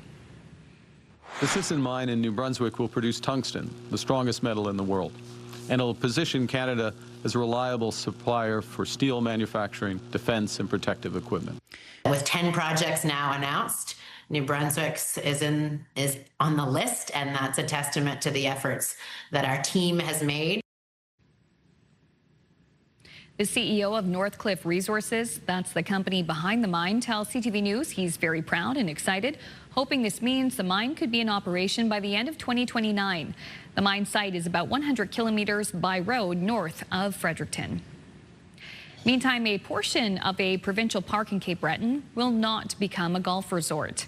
A pitch by Cabot Links to build a course at West Mabu Beach has been rejected. The Premier says it is not in the public interest. It is a welcome surprise for locals who've been fighting the plan. I am surprised by the news. I know there's been a lot of pressure that's being put on the government. We listen carefully to Nova Scotians all the time. The pros, the cons, and we just try to wade through it. But at the end, as a government, we're just trying to make a decision. Does this benefit Nova Scotians? And then is it worth taking to the next step? And this one never got. We'll get to the next step. CTV News reached out to Cabot for comment on the decision, but we did not receive a response by news time. A couple of months ago, Nova Scotia Power conceded all of its customers may have been impacted by a cybersecurity breach. Now, many of them are getting notices in the mail confirming their personal information was indeed stolen. Some of the victims are no longer with us, though. CTV's Callum Smith has more on that. If you ask customers how Nova Scotia Power has handled a massive cyber attack back in March, opinions are that of frustration. Poorly. Terribly. They have failed. The utility previously said 277,000 customers were impacted, potentially having birth dates and social insurance numbers among the compromised data, but then said 2 months ago all customers may have been impacted. Now, more and more people are receiving letters confirming their information was stolen. I'm like, oh my God, this is 6.5 months later. And it was only dated to 31st, so it's not like it was lost in the mail. So I was quite shocked, and I thought, well, maybe they had another breach. I don't know. For some, like this chiropractic clinic, the letter came with a different level of shock. I just saw a letter addressed to my father, who had passed away over 18 years ago, and I was just in shock to see a letter from Nova Scotia Power addressed to my father, informing him of the cyber incident and about his personal information. Monthly updates have been required to the Nova Scotia Energy Board. In response to the most recent update last week, the board said it will be referred to MNP to investigate further how the utility handles data and ordered Nova Scotia Power to pay any outstanding bills to vendors or suppliers, provide details about tasks taken to fully recover, and share an expected date of when services will be restored. But it's all left some customers feeling Very vulnerable. I'm a senior. So, yeah, it's very concerning. I don't think they know what they're doing. In the letter to customers signed by CEO Peter Gregg, he said he sincerely apologizes for the cyber attack and is working to ensure a similar incident doesn't happen again. For some, more steps are needed. I'd like to see a government inquiry. Nova Scotia Power did not make anyone available for an interview. Callum Smith, CTV News, Halifax. Thank you, Callum. Finally, for the most part, you'll be paying more to fill up at maritime pumps. In Nova Scotia, gas increased by 2.4 cents. The minimum price now $1.45.1. Diesel increased by 4.7 cents, almost 5 cents a liter. The minimum price now $1.75. Meantime, no change in the price of gas in Prince Edward Island. It rests at $1.47.9 a liter. However, diesel increased by 3.4 cents. The minimum price now $1.75.1. And in New Brunswick, the slightest increase for gas, 0.2 cents. The maximum price now $1.54.6. And a bigger increase for diesel, it increased by 5.2 cents. The maximum price now $1.87.7 a liter. Let's look at your local news, and still ahead, we'll have your national news headlines. All right. Okay. You had the coffee mishap today. Well, that's nothing compared to what happened to this poor Russian tech company. They unveiled the country's first humanoid robot powered by artificial intelligence. They had the Rocky music playing, but its debut was a knockout, not in a good way. Check it out.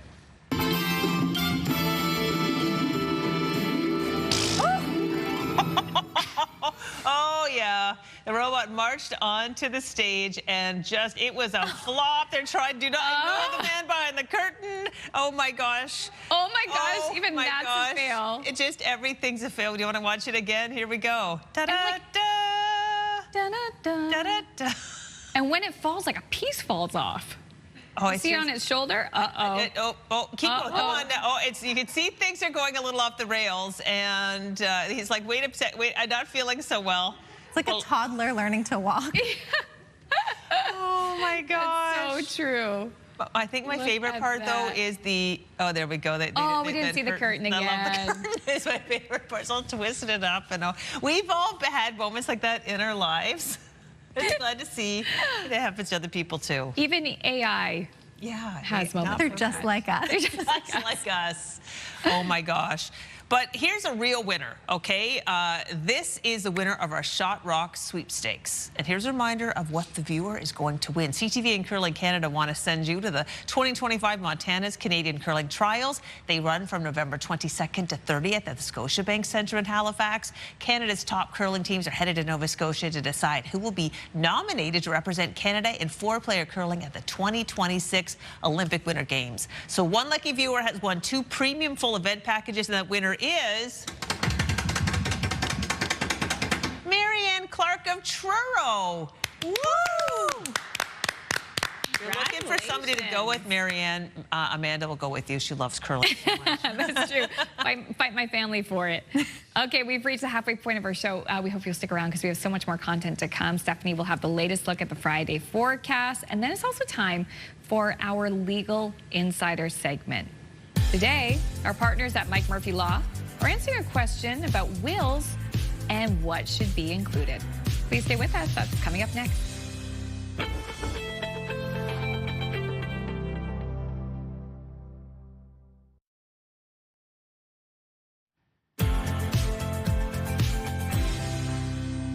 Welcome back to CTV Your Morning Atlantic. It is 7:44, just about to turn 7:45 right now. Here's a live look at Cape Sable Island, where we're seeing the sunshine breaking through. It's currently 4 degrees there, so still a little bit on that chillier side to start out the day today. Similar conditions, though, across much of Atlantic Canada this morning. Right now in Halifax, 3 degrees, 0 in Fredericton, 4 in Charlottetown, and 5 at this hour in St. John's. As for that precipitation, still seeing some showers popping up through much of the region this morning. We could be seeing some flurries mixing in there as well, just with those temperatures so close to that freezing mark.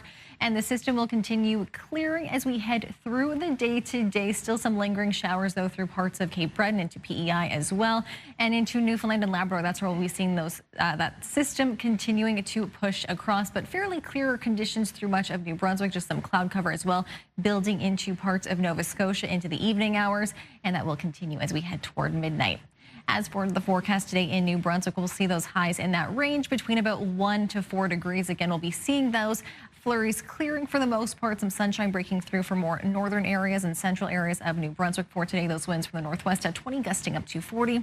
For PEI today, highs around 4 to 5 degrees, so still a few degrees below what's seasonal for this time of year. We'll see that rain ending, though, again, even with the system ending, still a chance of some showers in behind it. For Cape Breton and eastern mainland Nova Scotia, we'll be seeing highs today between about 4 to 7 degrees. Some showers and flurries popping up through much of the day today. Those winds from the north at 30, gusting up to 50. Through central and southern areas of Nova Scotia for today, highs between about 4 to 6 degrees. A little bit cooler, even though, as we head into the weekend, and a little bit cooler as well for today, just with those northerly winds at 30, gusting up to 50. So certainly on the breezier side here for today. About a 60% chance of some showers or some flurries for any given area. The most of it will be clearing through the morning hours, though, so it's mostly through the afternoon that we'll see that chance. And into Newfoundland and Labrador for today, we'll be seeing some flurries or a little bit of that mix of showers in there as well. Highs between -6 all the way up to 8 degrees. Let's look at your forecast. Now we'll check in with our Legal Insider.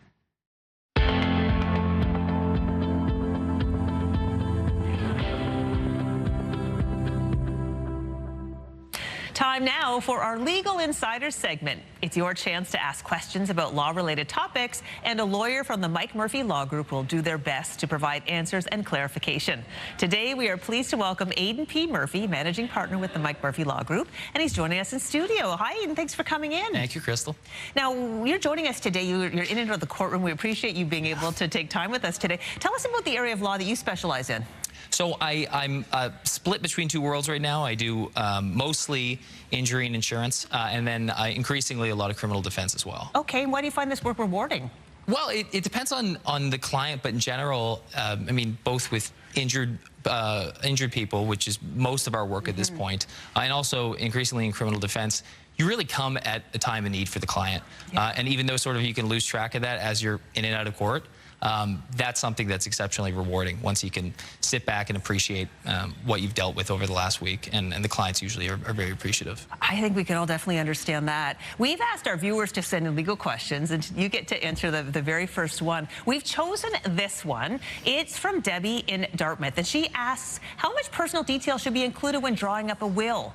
Real estate investments, personal items, life insurance, should these all be included? Or should you assume your beneficiaries will be contacted by your lawyer or your insurance company? So let's break this down. It's Denise in Dartmouth. My apologies, Denise. Thanks so much for sending in this question. So it's about will. So in general, when you are, how much detail has to go into making the will? So there's a few different parts to the question. The first about how much detail to add. The general rule is you want to be more specific where you can be.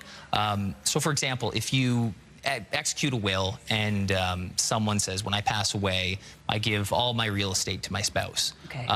Well, hopefully, if 15 years passes, you've been, married for 40 years and you pass away before your spouse, well, then all real estate goes to her. But occasionally that gap can be different.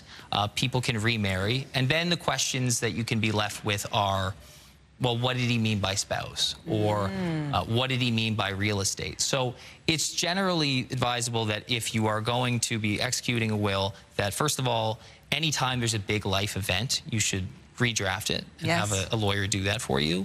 Or if there is, nothing significant that's happened, but 5 years or so passes, you'll want to redo that will. But in general, you want to be more specific rather than more general. Okay. Now, I understand you don't have to have a lawyer to make a will, right? No, you don't. So, but why would you want to have a lawyer? Well, it depends on the situation. There are lots of online will generators that there's nothing especially different about them that means that the will would or wouldn't be valid. The important part is whether or not that generator was built for your jurisdiction. And the Legal Information Society in Nova Scotia, which is run in part by our bar fees, has an online will generator that is excellent and will work in most cases. I think the second part of the question was, naming the different assets. So real estate, life insurance policies. Yes. I think the important thing to remember when you're dealing with a will is that all a will is a legal document that says, I passed away. I named this person, who's my executor, to divide up the assets that I have. So it's not especially complicated in most cases, but the answer is mostly the same as the first question, which is, how specific should you be? Well, you should name those assets that you have some intention to give to a specific person or not. But you should also think that there are types of assets that might not actually form part of your estate. The two major categories are life insurance policies. We do a lot of insurance work. There are some policies that once you pass away, that money actually goes to your estate, but most name a specific person. And so in those cases, it doesn't form part of your estate.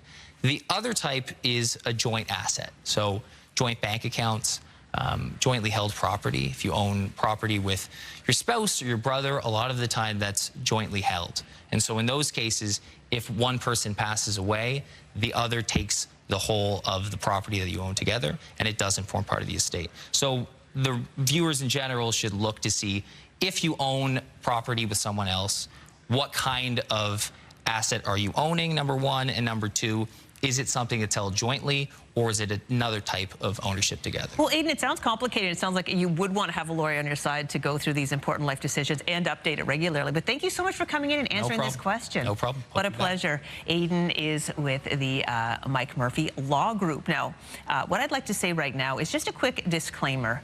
The information provided in this segment is of a general nature and is provided for information purposes only. It does not constitute professional legal advice. Please do contact a lawyer before making any legal decisions. And now it's your turn. If you have a question you'd like the folks at the Mike Murphy Law Group to consider, please send it to us by email at yourmorningatlantic.ca or text it to us at 10400. Standard messaging and data rates may apply. Do stay with us. Your Morning Atlantic will be right back after this. This edition of Legal Insiders, brought to you by the Mike Murphy Law Group.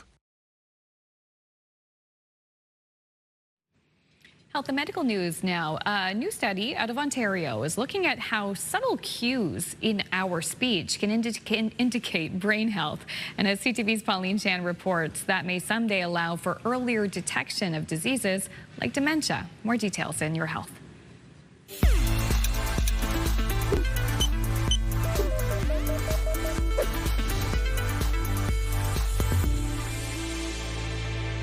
How was that new movie you saw last night? It was, sorry, what was I saying? Right, yes, the movie, it was good. The one with the actor, what's his name? You know, this is an example of the kind of conversation being analyzed by the researchers. The speaker struggles to find the right words. So one thing is just speech rate. People slow down, and there's also pausing and fillers like and putting all that together, it turns out to be quite a sensitive index of mental capacity. The study is one of the first to show a direct link between casual speech patterns and essential cognitive functions. More than 200 adult participants were asked to describe complex pictures while also completing standard tests of executive function. Baycrest senior scientist Jed Melser used AI to help analyze recordings of what they said. We're very interested in speech as a marker of cognitive health because there are a lot of applications for which we want to study cognitive decline. Unlike drug testing, which is difficult to repeat frequently over time, he says, speech is a promising alternative because it's sensitive to changes in brain health. Researchers hope this will eventually become an easy and accurate way to track cognitive decline in both normal aging as well as diseases like dementia. People often ask me, you know, should I do crossword puzzles? Should I learn a language? And I say those things help, but not nearly as much as a bit of physical exercise. That's probably the number one thing you can do for your brain. Pauline Chan, CTV News.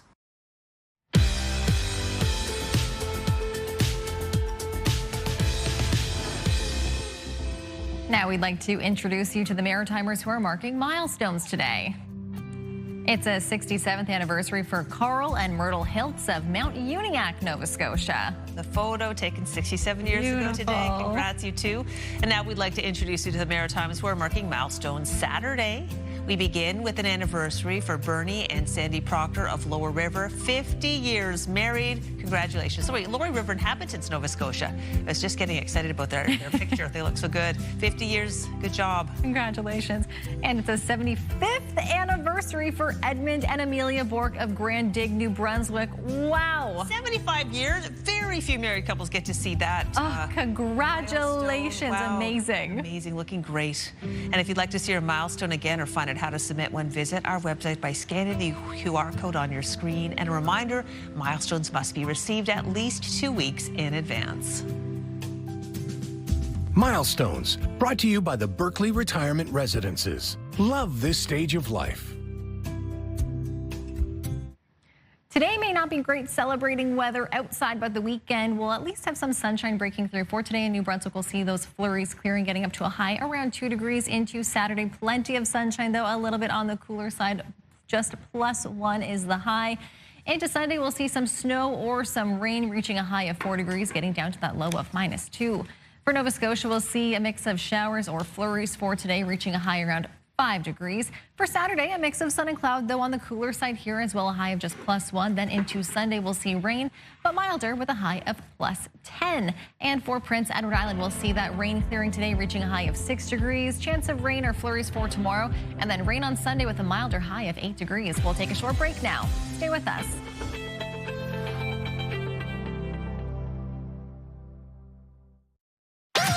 The #1 morning show in Halifax. Turk, Megan, and Amateur Alex. And home to the biggest artists. Halifax's #1 hit music station. 101.3 Virgin Radio.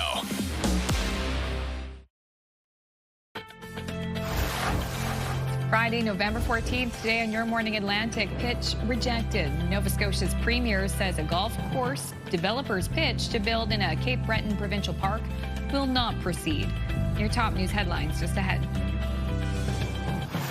And Grey Cup weekend. We're going to chat with our colleagues at TSN to find out everything you need to know before the big game between the Alouettes and the Rough Riders takes place this Sunday. That's in this half hour of Your Morning Atlantic.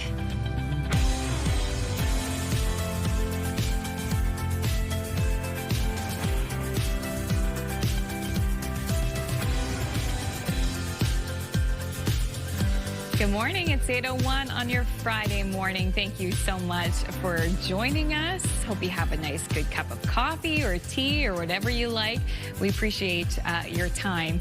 And yeah, it's going to be a busy weekend too. A lot of Canadians going to be staying warm inside watching that big game on Sunday, the Grey Cup. Always a great show. Oh my gosh, football can be cold to watch this time. Yeah. Yes. I was at a young lass. My husband went to the University of Notre Dame for his master's degree. Cool. He got a scholarship to go there, so I got to go see a football game. Oh my gosh, it was so fun, but it might be the coldest I've ever been in my life. Wow. And I still remember I bought a hot chocolate. It came in like a travel mug. Yes. And I still have the mug. It was the most delicious hot chocolate I've ever had, and it really did. I feel like it saved my life that day. Oh my gosh. Yeah, it can be cold. I've been seeing lots of pictures from friends in Winnipeg. Yes. Very jealous of like them getting to experience all of this right now. It's so exciting. It's super exciting. The Grey Cup, there's just so much fun and lore. And I know that this particular Grey Cup, both teams are really strong. So we're going to have a conversation about that coming up. You a football fan? I am a fan. I'm like a fair weather fan. When the Blue Bombers, you know, are doing their thing, I'm all on board for that. But otherwise, you know, I enjoy watching from time to time. Yeah, okay, well... They're for the vibes. Yeah, the vibes are high this weekend. Even if you're not a big fan, you got to get into the Grey Cup. Oh, definitely. It's always so exciting for that. And yeah, weather-wise here, it is a good weekend to stay indoors, perhaps, and watch some football. We're dealing with some flurries, some showers, and that will be continuing through the weekend as well. Here is a live look at Moncton right now. A little bit gray to start the day. We were seeing some showers and some flurries there as well, with that weather system making its way through the region.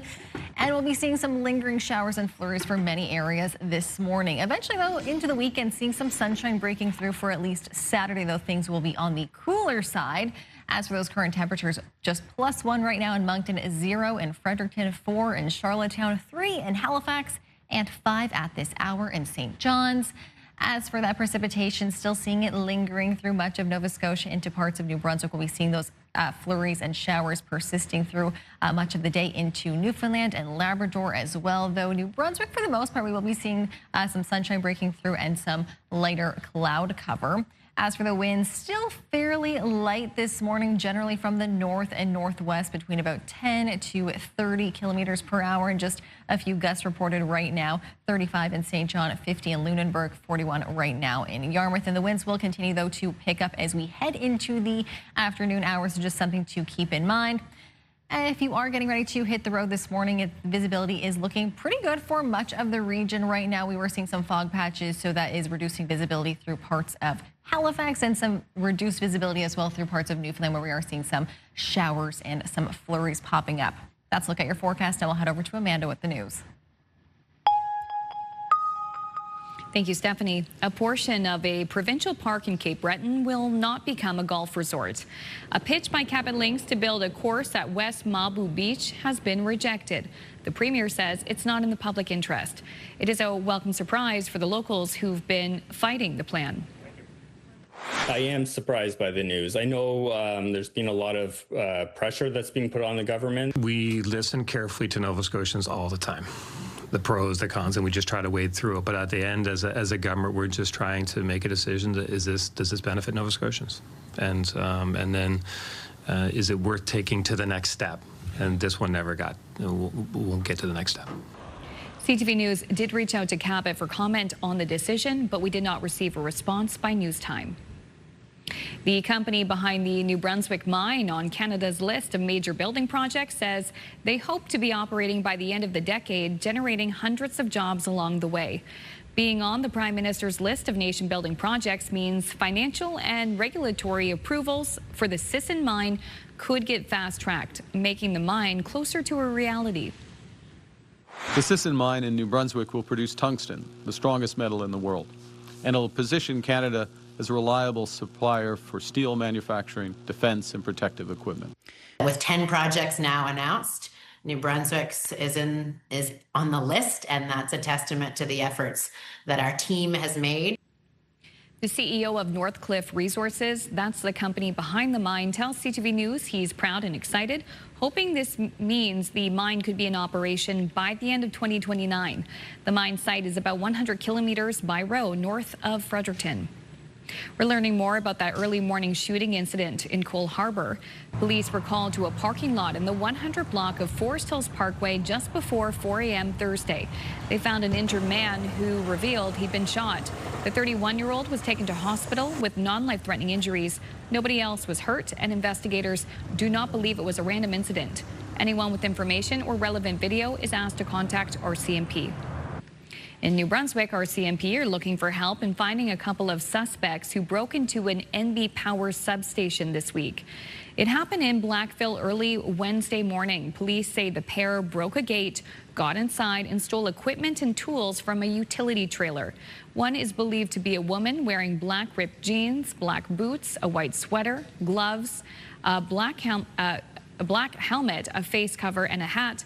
The other was a man wearing jeans, a dirty coat, gloves, also a black helmet, a face cover, and a hat. Anyone with information is asked to contact RCMP. In Halifax, the union representing striking workers at St. Mary's University say a tentative agreement has been reached. Part-time faculty members are casting ballots in a ratification vote. Pay and job security were the main issues. The agreement reportedly includes higher salaries and vacation pay. Pending the outcome of the vote, the university hopes classes will resume on Monday. For the most part, you'll be paying more to fill up at maritime pumps this morning. In Nova Scotia, gas increased overnight by 2.4 cents. The minimum price now $1.45.1, and diesel increased by 4.7 cents. The minimum price $1.75. Meantime, no change in the price of gas in PEI. It rests at $1.47.9 a liter. However, diesel increased by 3.4 cents. The minimum price $1.75.1. And in New Brunswick, the slightest increase for gas, 0.2 of a cent.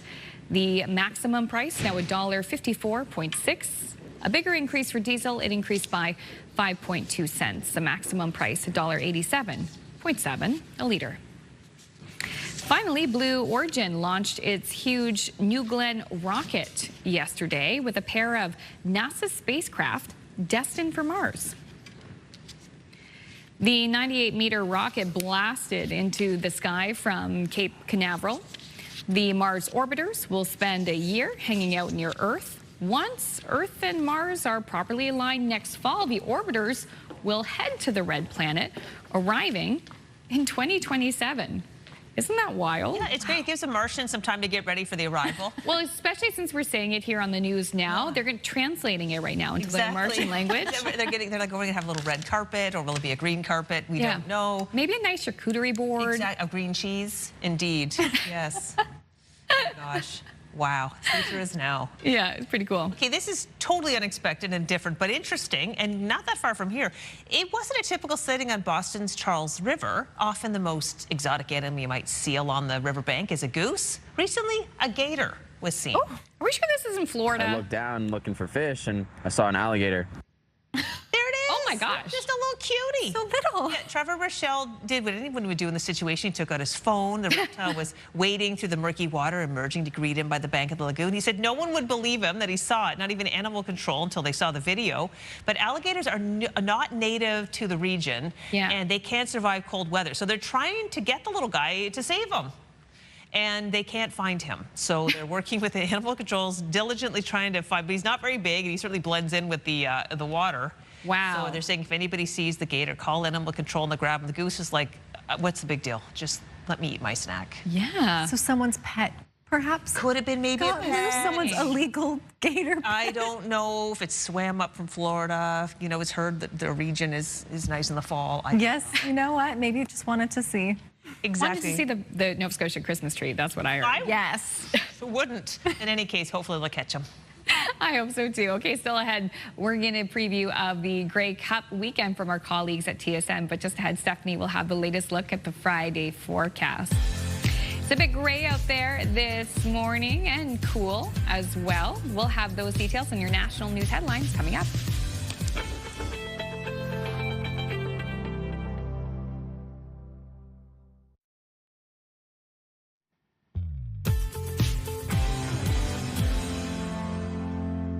Welcome back to CTV Your Morning Atlantic. It is 8:13 right now. There is a live look at Hampton. We can see some light snow there on the ground right now at this hour. We've been seeing some flurries, some showers popping up through much of Atlantic Canada this morning. We will begin to see that system clearing out, mostly in New Brunswick. Some lingering showers and flurries, though, elsewhere in the region. And weather this morning is brought to you by ALC.ca. As for those current temperatures right now, it is 3 in Halifax, 0 in Fredericton, 3 right now in Charlottetown, and 5 at this hour in St. John's. As for that precipitation, lingering mostly through Nova Scotia into PEI and Newfoundland and Labrador, New Brunswick will be seeing this system clearing out for the most part as we head into the afternoon. Some sunshine breaking through there, a little bit of cloud cover as well. A chance of showers in behind with that system, but for the most part clear today for New Brunswick. But again, we'll continue to see the system clearing out of Nova Scotia. Some cloudy conditions in the early evening hours. Still some showers popping up through PEI into Newfoundland and Labrador as well. And that will continue as we head toward the late evening hours as well. With the system, just some trace amounts of rain expected through much of Nova Scotia into PEI as well. A little bit into New Brunswick for the most part, but we will just be seeing just some light rain. And into Newfoundland and Labrador, generally trace amounts here as well, about 10 to 20 millimeters expected in St. John's. As for any snow with this system, again, it's just some light flurries expected, really just some trace amounts for the most part, except for in higher terrain areas, and trace amounts as well for Newfoundland and Labrador. As for those highs today in New Brunswick, we'll see them between about 0 and 4 degrees. Those winds from the northwest at 20, gusting up to 40, making it feel a little bit cooler out there. For PEI today, highs between 4 and 5 degrees. Those winds from the north at 40, gusting up to 60. So certainly on the breezier side today. For eastern mainland Nova Scotia and Cape Breton, we'll see highs between 3 and 7 degrees. Still some showers and flurries expected. Winds from the north at 30, gusting up to 50. Through central and southern areas of Nova Scotia, we'll see those highs today between 4 and 5 degrees. Still a chance of some showers and flurries, about a 60% chance, and we'll see those winds from the north at 30, gusting up to 50. For Newfoundland and Labrador, we'll see some flurries popping up, some showers as well mixed in there. Again, generally trace amounts for most areas. We'll see that high around -6 today in Labrador City, reaching a milder high of 8 degrees today in St. John's. That's a look at your forecast, and we'll head over to Amanda for the news. The Prime Minister has revealed the next group of nation-building projects to be fast-tracked. Now we know New Brunswick Sisson Mine is on the list. CTV's Mike Couture has more on the others. They are part of nation-building strategies to transform our economies. The Prime Minister says the transformation is necessary because it's estimated U.S. tariffs and the accompanying uncertainty will cost the Canadian government $50 billion. Silesums will become Canada's second largest LNG facility with a capacity to export 12 million tons of LNG every year to new markets. In addition to that facility, the second round of projects includes a hydroelectric development project in Iqaluit, the Sisson Mine project in New Brunswick, the Crawford Nickel Mine project in northern Ontario, the North Coast Transmission Line in northwestern BC, and the Nouveau Monde Graphite Mine north of Montreal. all of them at various stages of development. And the head of the major projects office says her role will be to speed up the process. Our job is all about making sure that people get across the line, get everything they need to get built on time and on budget. Conservative leader Pierre Poilievre says the new federal office is part of the problem. He's created yet another bureaucracy, a new bureaucratic hurdle for miners and oil and gas enterprises and other resource companies to jump through in order to get anything approved. The Sisson mine has been talked about for years, and New Brunswick's premier wants additional help to ensure its longevity. We are looking for an offtake agreement. We're looking for a price floor. Those two tools help both attract more investment and secure the value of the resource. A government source tells CTV News those types of measures were discussed by natural resources ministers from the G7 2 weeks ago in Toronto. Their new production alliance is an effort to prevent China from cornering the market on critical minerals. CTV's Mike Lecouture reporting in Ottawa. Finally, former American football star Jason Kelce has made an apology of sorts to Canadians after he struck out for comments he made about the Toronto Blue Jays' heartbreaking World Series loss. True maple syrup and poutine for our face. Was made on the podcast he hosts with his brother Travis. This comes after Jason Kelce was hit with online backlash after asking how he was supposed to get excited about a Canadian baseball team. I'm over it. All right, a quick break here on Your Morning Atlantic. When we return, we're talking about the Grey Cup. That's coming up next with our colleagues at TSN. We'll be right back.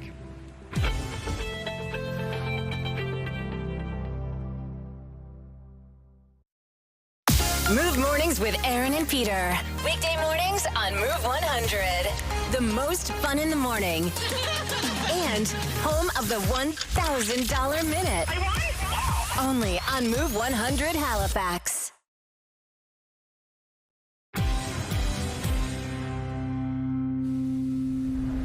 Welcome back. It's 8:22. And if you're a Canadian football fan, you don't need me to tell you what weekend it is, but it is Grey Cup weekend, and the Montreal Alouettes will take on the Saskatchewan Roughriders in the 112th Grey Cup on Sunday at Winnipeg's Princess Auto Stadium. Joining us now live to give us the inside scoop is the co-host of Huddle Up on TSN's Bar Down, Luca Celebre. Good morning, Luca. Good morning. Now, I know you're joining us live in Winnipeg. There's a slight delay, but we're going to roll with it. I know the CFL on TSN has Grey Cup weekend covered from beginning to end. What can viewers expect? Well, viewers can expect an amazing game, first and foremost, between these two teams. But I think, and maybe it's a little biased, but we've got the best panel in the world, hosted by Kate with Milt Davis and Enoch and Paul Lapalisse. They do an amazing job. We've got James Duthie, Zach Caleros, Luke Wilson on the panel. So a lot of amazing football minds talking about this game, a great game. And we're also going to be live streaming the game on TikTok for viewers to watch. So it's an alternate way to watch the broadcast socially, which is really, really fun. We've been doing it all season long, so excited for this game in the weekend. Yeah, you personally, what are you most looking forward to? I'm most looking forward to the quarterback matchup. I think it's a very fun one. You've got Trevor Harris, who has been to the Grey Cup a couple of times, but has never won one as a starter. So this is kind of maybe his last chance to do that. And then on the other side, Davis Alexander for Montreal has never lost a game. And he's the kind of youngster coming up, and he's very brash and confident. And it's a very contrasting styles between these two quarterbacks. So I think that matchup in particular and the legacy that both of them can kind of carve for themselves with a win is very exciting, and I'm looking forward to watching that. I have heard tell that the defense on both teams are very strong. What kind of football are we going to see in this game? Yes, Saskatchewan in particular has one of the best defenses in the CFL, led by head coach Corey Mace. They play how he played when he was playing in the CFL. It's a lot of effort. They give 100% every play, and they tackle hard. It's a very physical defense. On the Montreal side of things, though, that unit has probably been underrated for most of the season. They're consistent. They have had the same defensive coordinator for a while, the same one that was here when they won the Grey Cup a couple of years ago in Noel Thorpe.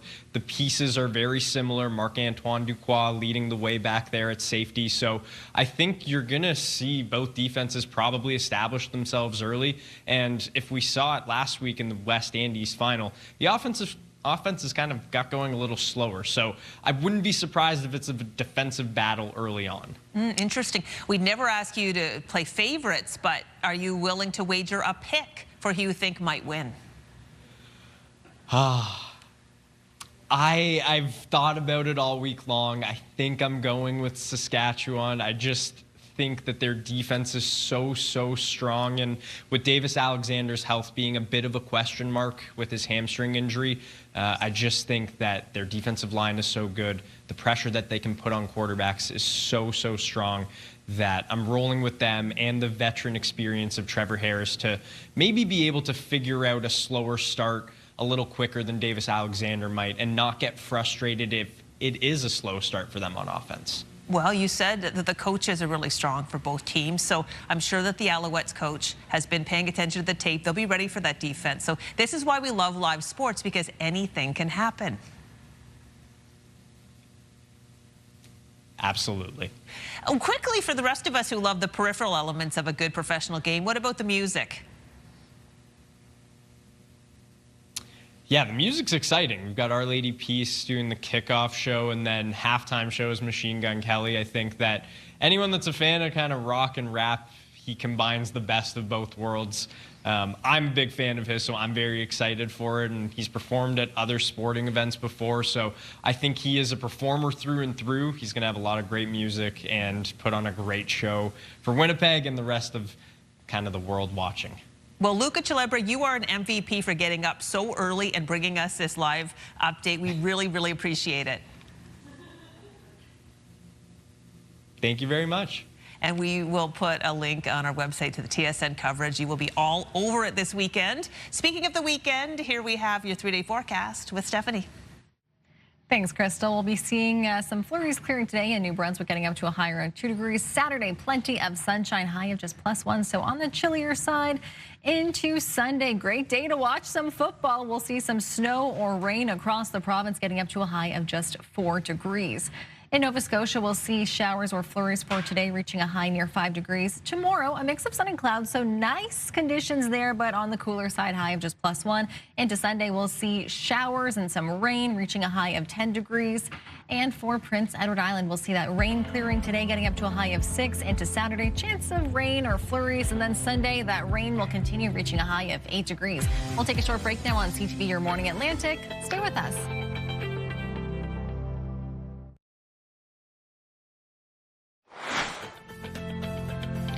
Still ahead, we're heading to the Bahamas. Did you know that there are hundreds of islands that make up the country? Our Katie Kelly recently visited, and she'll be here to tell us more. That's coming up on the Friday edition of CTV's Your Morning Atlantic.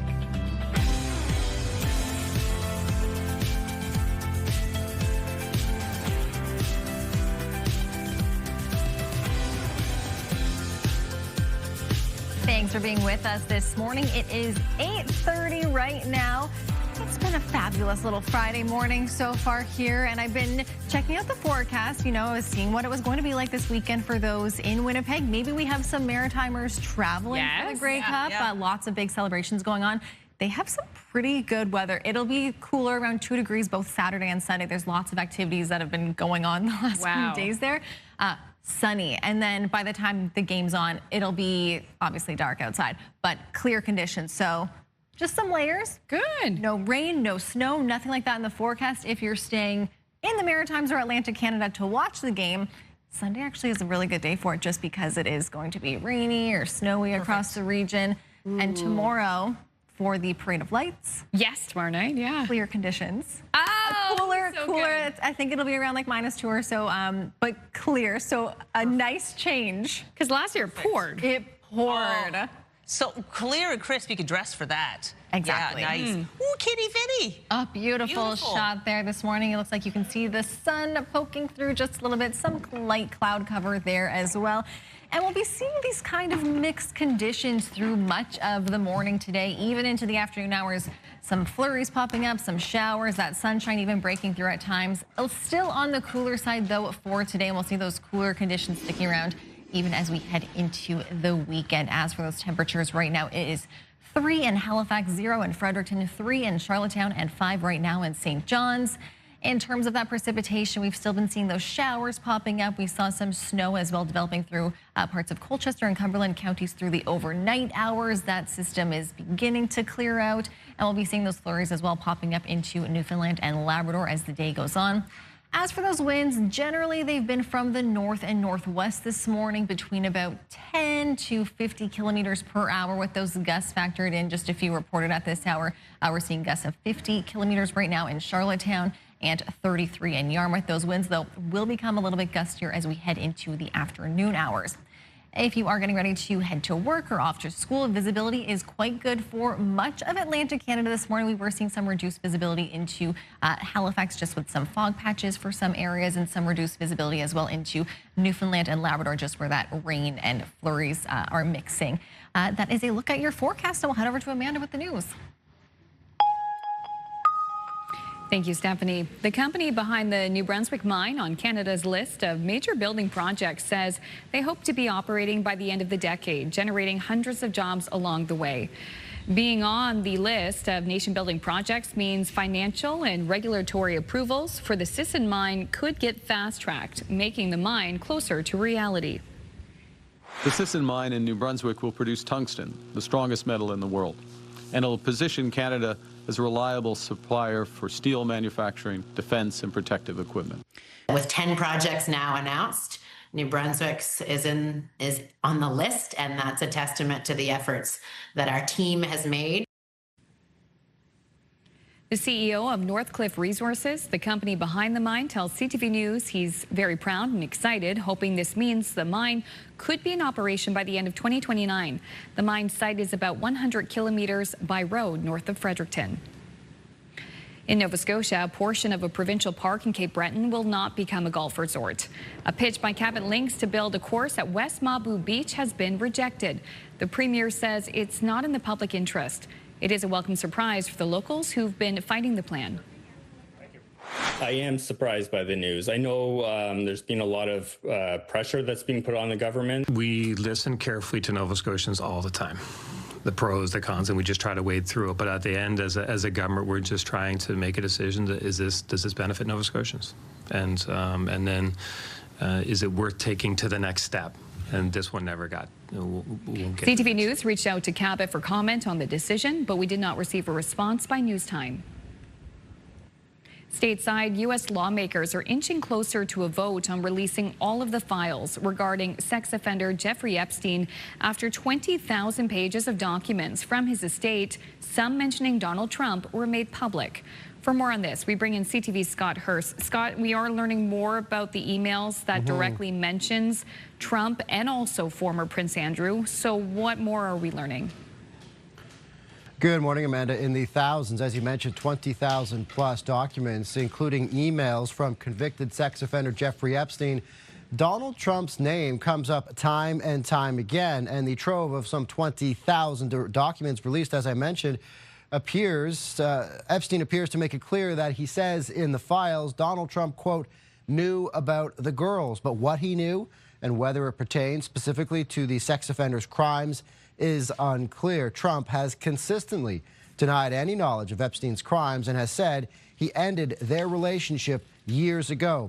And the bad news also keeps coming for a man who was once second in line to the throne. The recent trove of documents also appear to undermine former Prince Andrew's denials that he ever met his accuser, Virginia Giuffre, who took her own life earlier this year. The documents also reveal some of the efforts made behind the scenes, Amanda, to attack her claims. Going back to Donald Trump, can Donald Trump stop all the files from coming out as U.S. lawmakers appear set to vote on releasing them? Yeah, as you mentioned, inching closer to a potential vote, and that vote might come in the House of Representatives at some point next week, a step that comes after months of resistance from Republican leaders and the White House, but does have some House Republicans breaking rank, pushing to potentially release the files. It would need to pass the House of Representatives and then also pass the Senate, and then it would actually go to the desk of U.S. President Donald Trump, who could veto the release unless the measures get 2/3 support in both chambers. Now, the White House has accused Democrats of selectively leaking the emails to smear the Republican president. But as we've known for quite some time, public pressure has been rampant for years about Epstein's operation, death, and connections to powerful people around the world, including Trump, former U.S. President Bill Clinton, billionaires, and celebrities alike, Amanda. Okay, we will stay tuned on that. Scott, thank you so much for your time this morning. Thanks, Amanda. CTV Scott Hurst reporting live in our national newsroom in Toronto. Finally, we end on gas prices here. For the most part, you'll be paying more to fill up at maritime pumps. In Nova Scotia, gas is up by 2.4 cents. The minimum price, $1.45.1. Diesel increased by 4.7 cents. The minimum price, now $1.75. No change in the price of gas in PEI. It rests at $1.47.9. However, diesel, it increased by 3.4 cents. The minimum price, now $1.75.1 a liter. And in New Brunswick, the slightest increase for gas, 0.2 cents. The maximum price, now $1.54.6. And a bigger increase for diesel, it increased by 5.2 cents. The maximum price, now $1.87.7 a liter. And that is your last look at your local news headlines on this Friday morning. Thank you. Now's the time we get you caught up to date on what's happening around here. Well, guess what? The Parade of Lights is happening in Halifax tomorrow.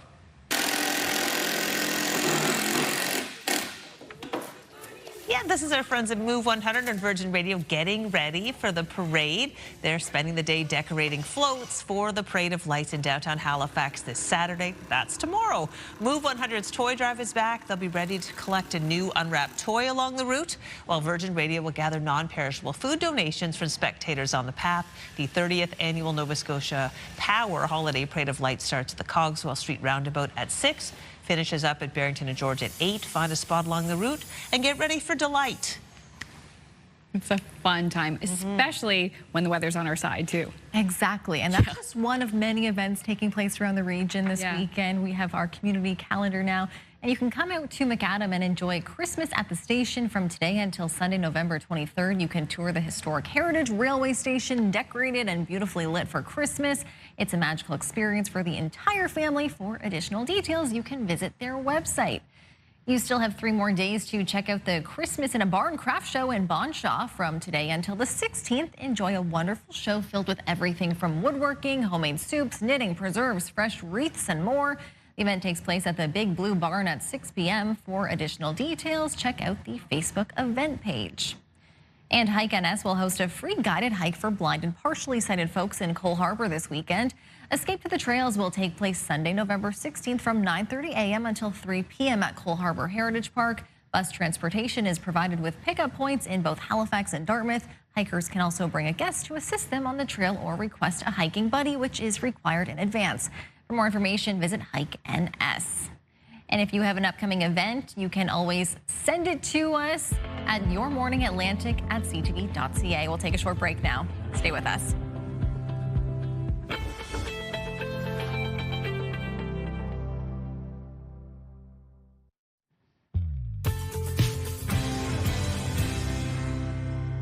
Welcome back to CTV Your Morning Atlantic. It is 8:43 right now. There's a live look at Cape Smoky. Beautiful shot there in Cape Breton. We're seeing that nice blue sky. It is currently 4 degrees right now. We were seeing some flurries flying there earlier this morning, but we will be seeing that system clearing out, maybe making its way back in a little bit. So just that mixed bag for us today. As for temperatures elsewhere in the region, 3 right now in Halifax, 0 in Fredericton, 3 in Charlottetown, and 5 at this hour in St. John's. As for that precipitation, we'll be seeing it persisting through much of Nova Scotia today into PEI as well and into Newfoundland and Labrador.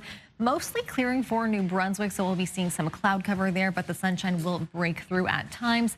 As we head toward the evening hours, we'll see more clearing taking place through Nova Scotia. Still that chance of showers for PEI and parts of Cape Breton, eastern mainland Nova Scotia, and into Newfoundland and Labrador as well, dealing with those flurries. As we head towards the late evening hours, still seeing that clearing continuing to take place as we will see some sunshine in the forecast for tomorrow. As for today, we'll see those temperatures between about 0 to 4 degrees. Again, that sunshine breaking through in New Brunswick. Winds from the northwest at 20, gusting up to 40. So with these cooler temperatures, making it feel even a little bit cooler. For PEI today, we'll see those highs between 4 and 5 degrees. We'll see that rain ending, though. Even once the rain ends, there's still a chance of some showers in behind it. Winds there today from the north at 40, gusting up to 60. For Cape Breton and eastern mainland Nova Scotia today, we'll see some showers and flurries persisting through much of the day, though again, sunshine breaking through at times just as the system continues. We'll see temperatures today between 3 and 7 degrees. Those winds from the north at 30, gusting up to 50.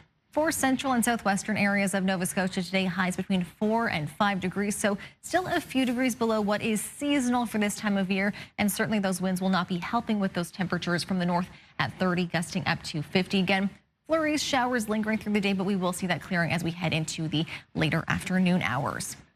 And for Newfoundland and Labrador today, we'll see flurries building through Labrador, and then otherwise we'll see some showers mixed in with those flurries for much of Newfoundland. Lows, or highs rather, today -6 in Labrador City and up to +8 in St. John's for today. That's a look at your forecast. Now we'll head over to Crystal. Thank you. It's 8:45. Now, when people think of the Bahamas, Nassau usually comes to mind, but the country is made up of hundreds of islands, each with its own charm and story. Today, Katie Kelly explores beyond the capital to discover more of what the Bahamas has to offer.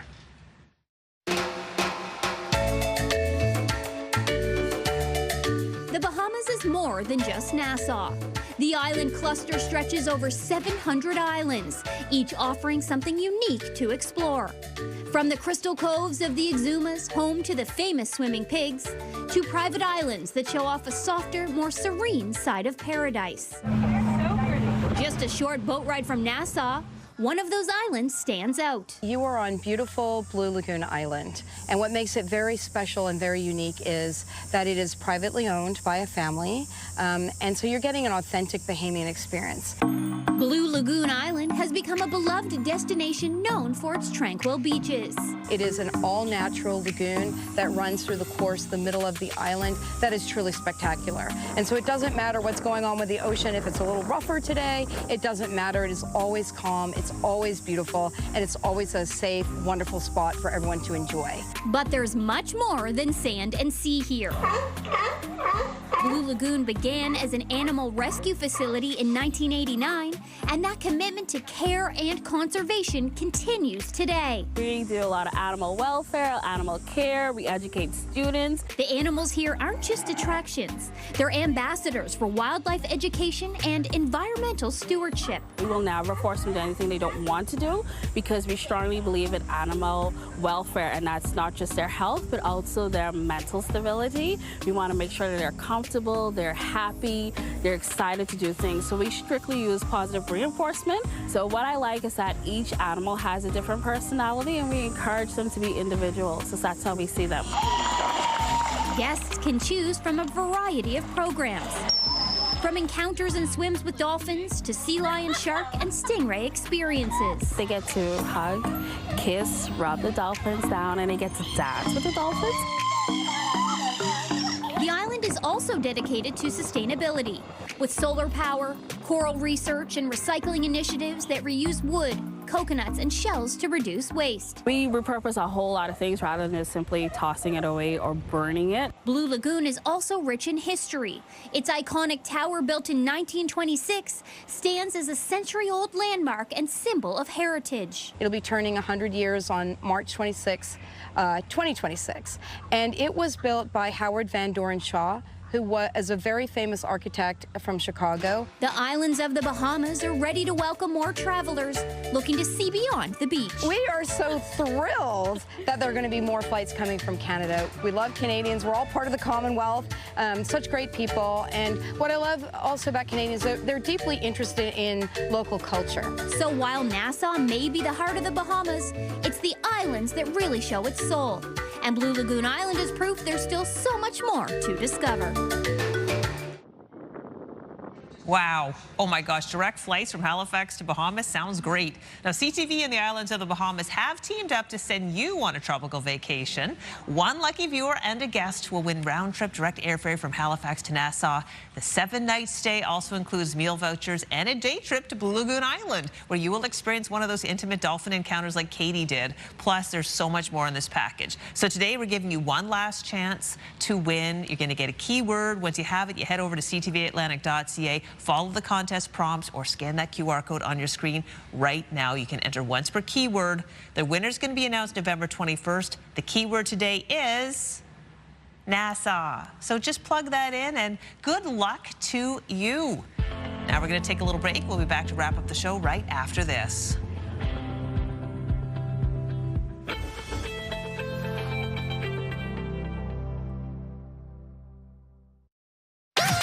The #1 morning show in Halifax. Turk, Megan, and Amateur Alex. And home to the biggest artists. Halifax's #1 hit music station. 101.3 Virgin Radio.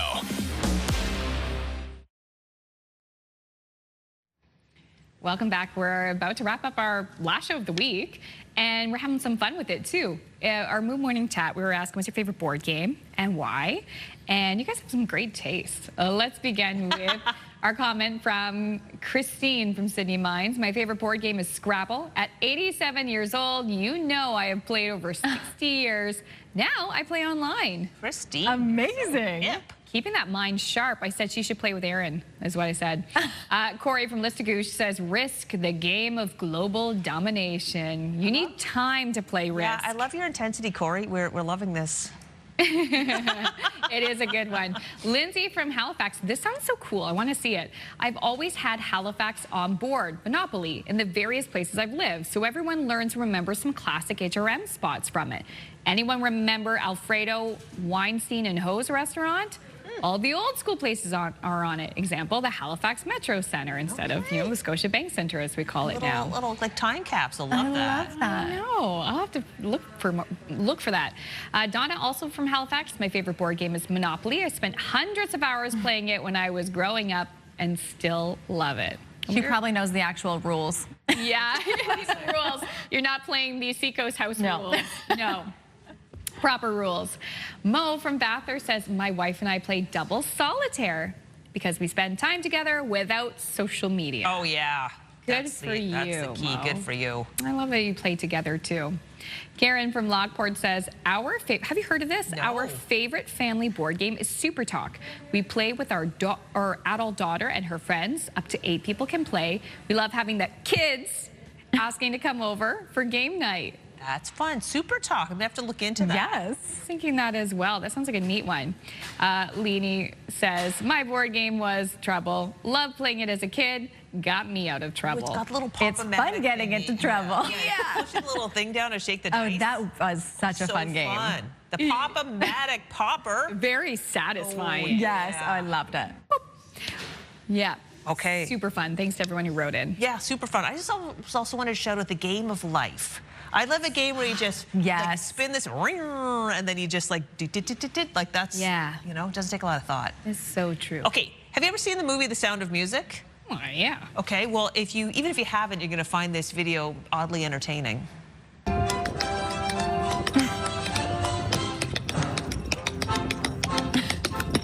prince on the bridge of a castle wrote her name. On a road with a road to turn her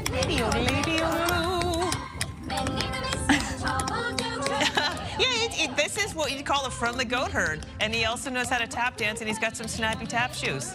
So if you have goats, crank up the music and tap along. Yeah, that kid's enjoying it, it looks like. The kid is enjoying it. The other ones are like, all right. This again. This old song and dance.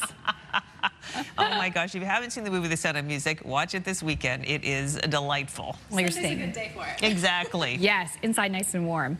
We hope you join us on the Monday edition of CTV's Your Morning Atlantic, too, because we're going to be talking about the importance of the annual flu shot. I got mine. Crystal's already done it.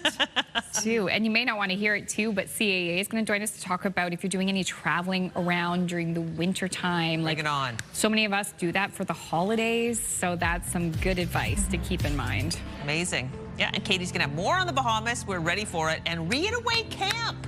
This is fun. It's like a summer camp for big people where you talk about books. Amanda, go. Sign us up. Yeah, I know. Let's go. And thank you so much, Stephanie, for coming in and joining us this morning. Thanks for having me. Have a great weekend, everyone. See you Monday. 6 a.m. Bye.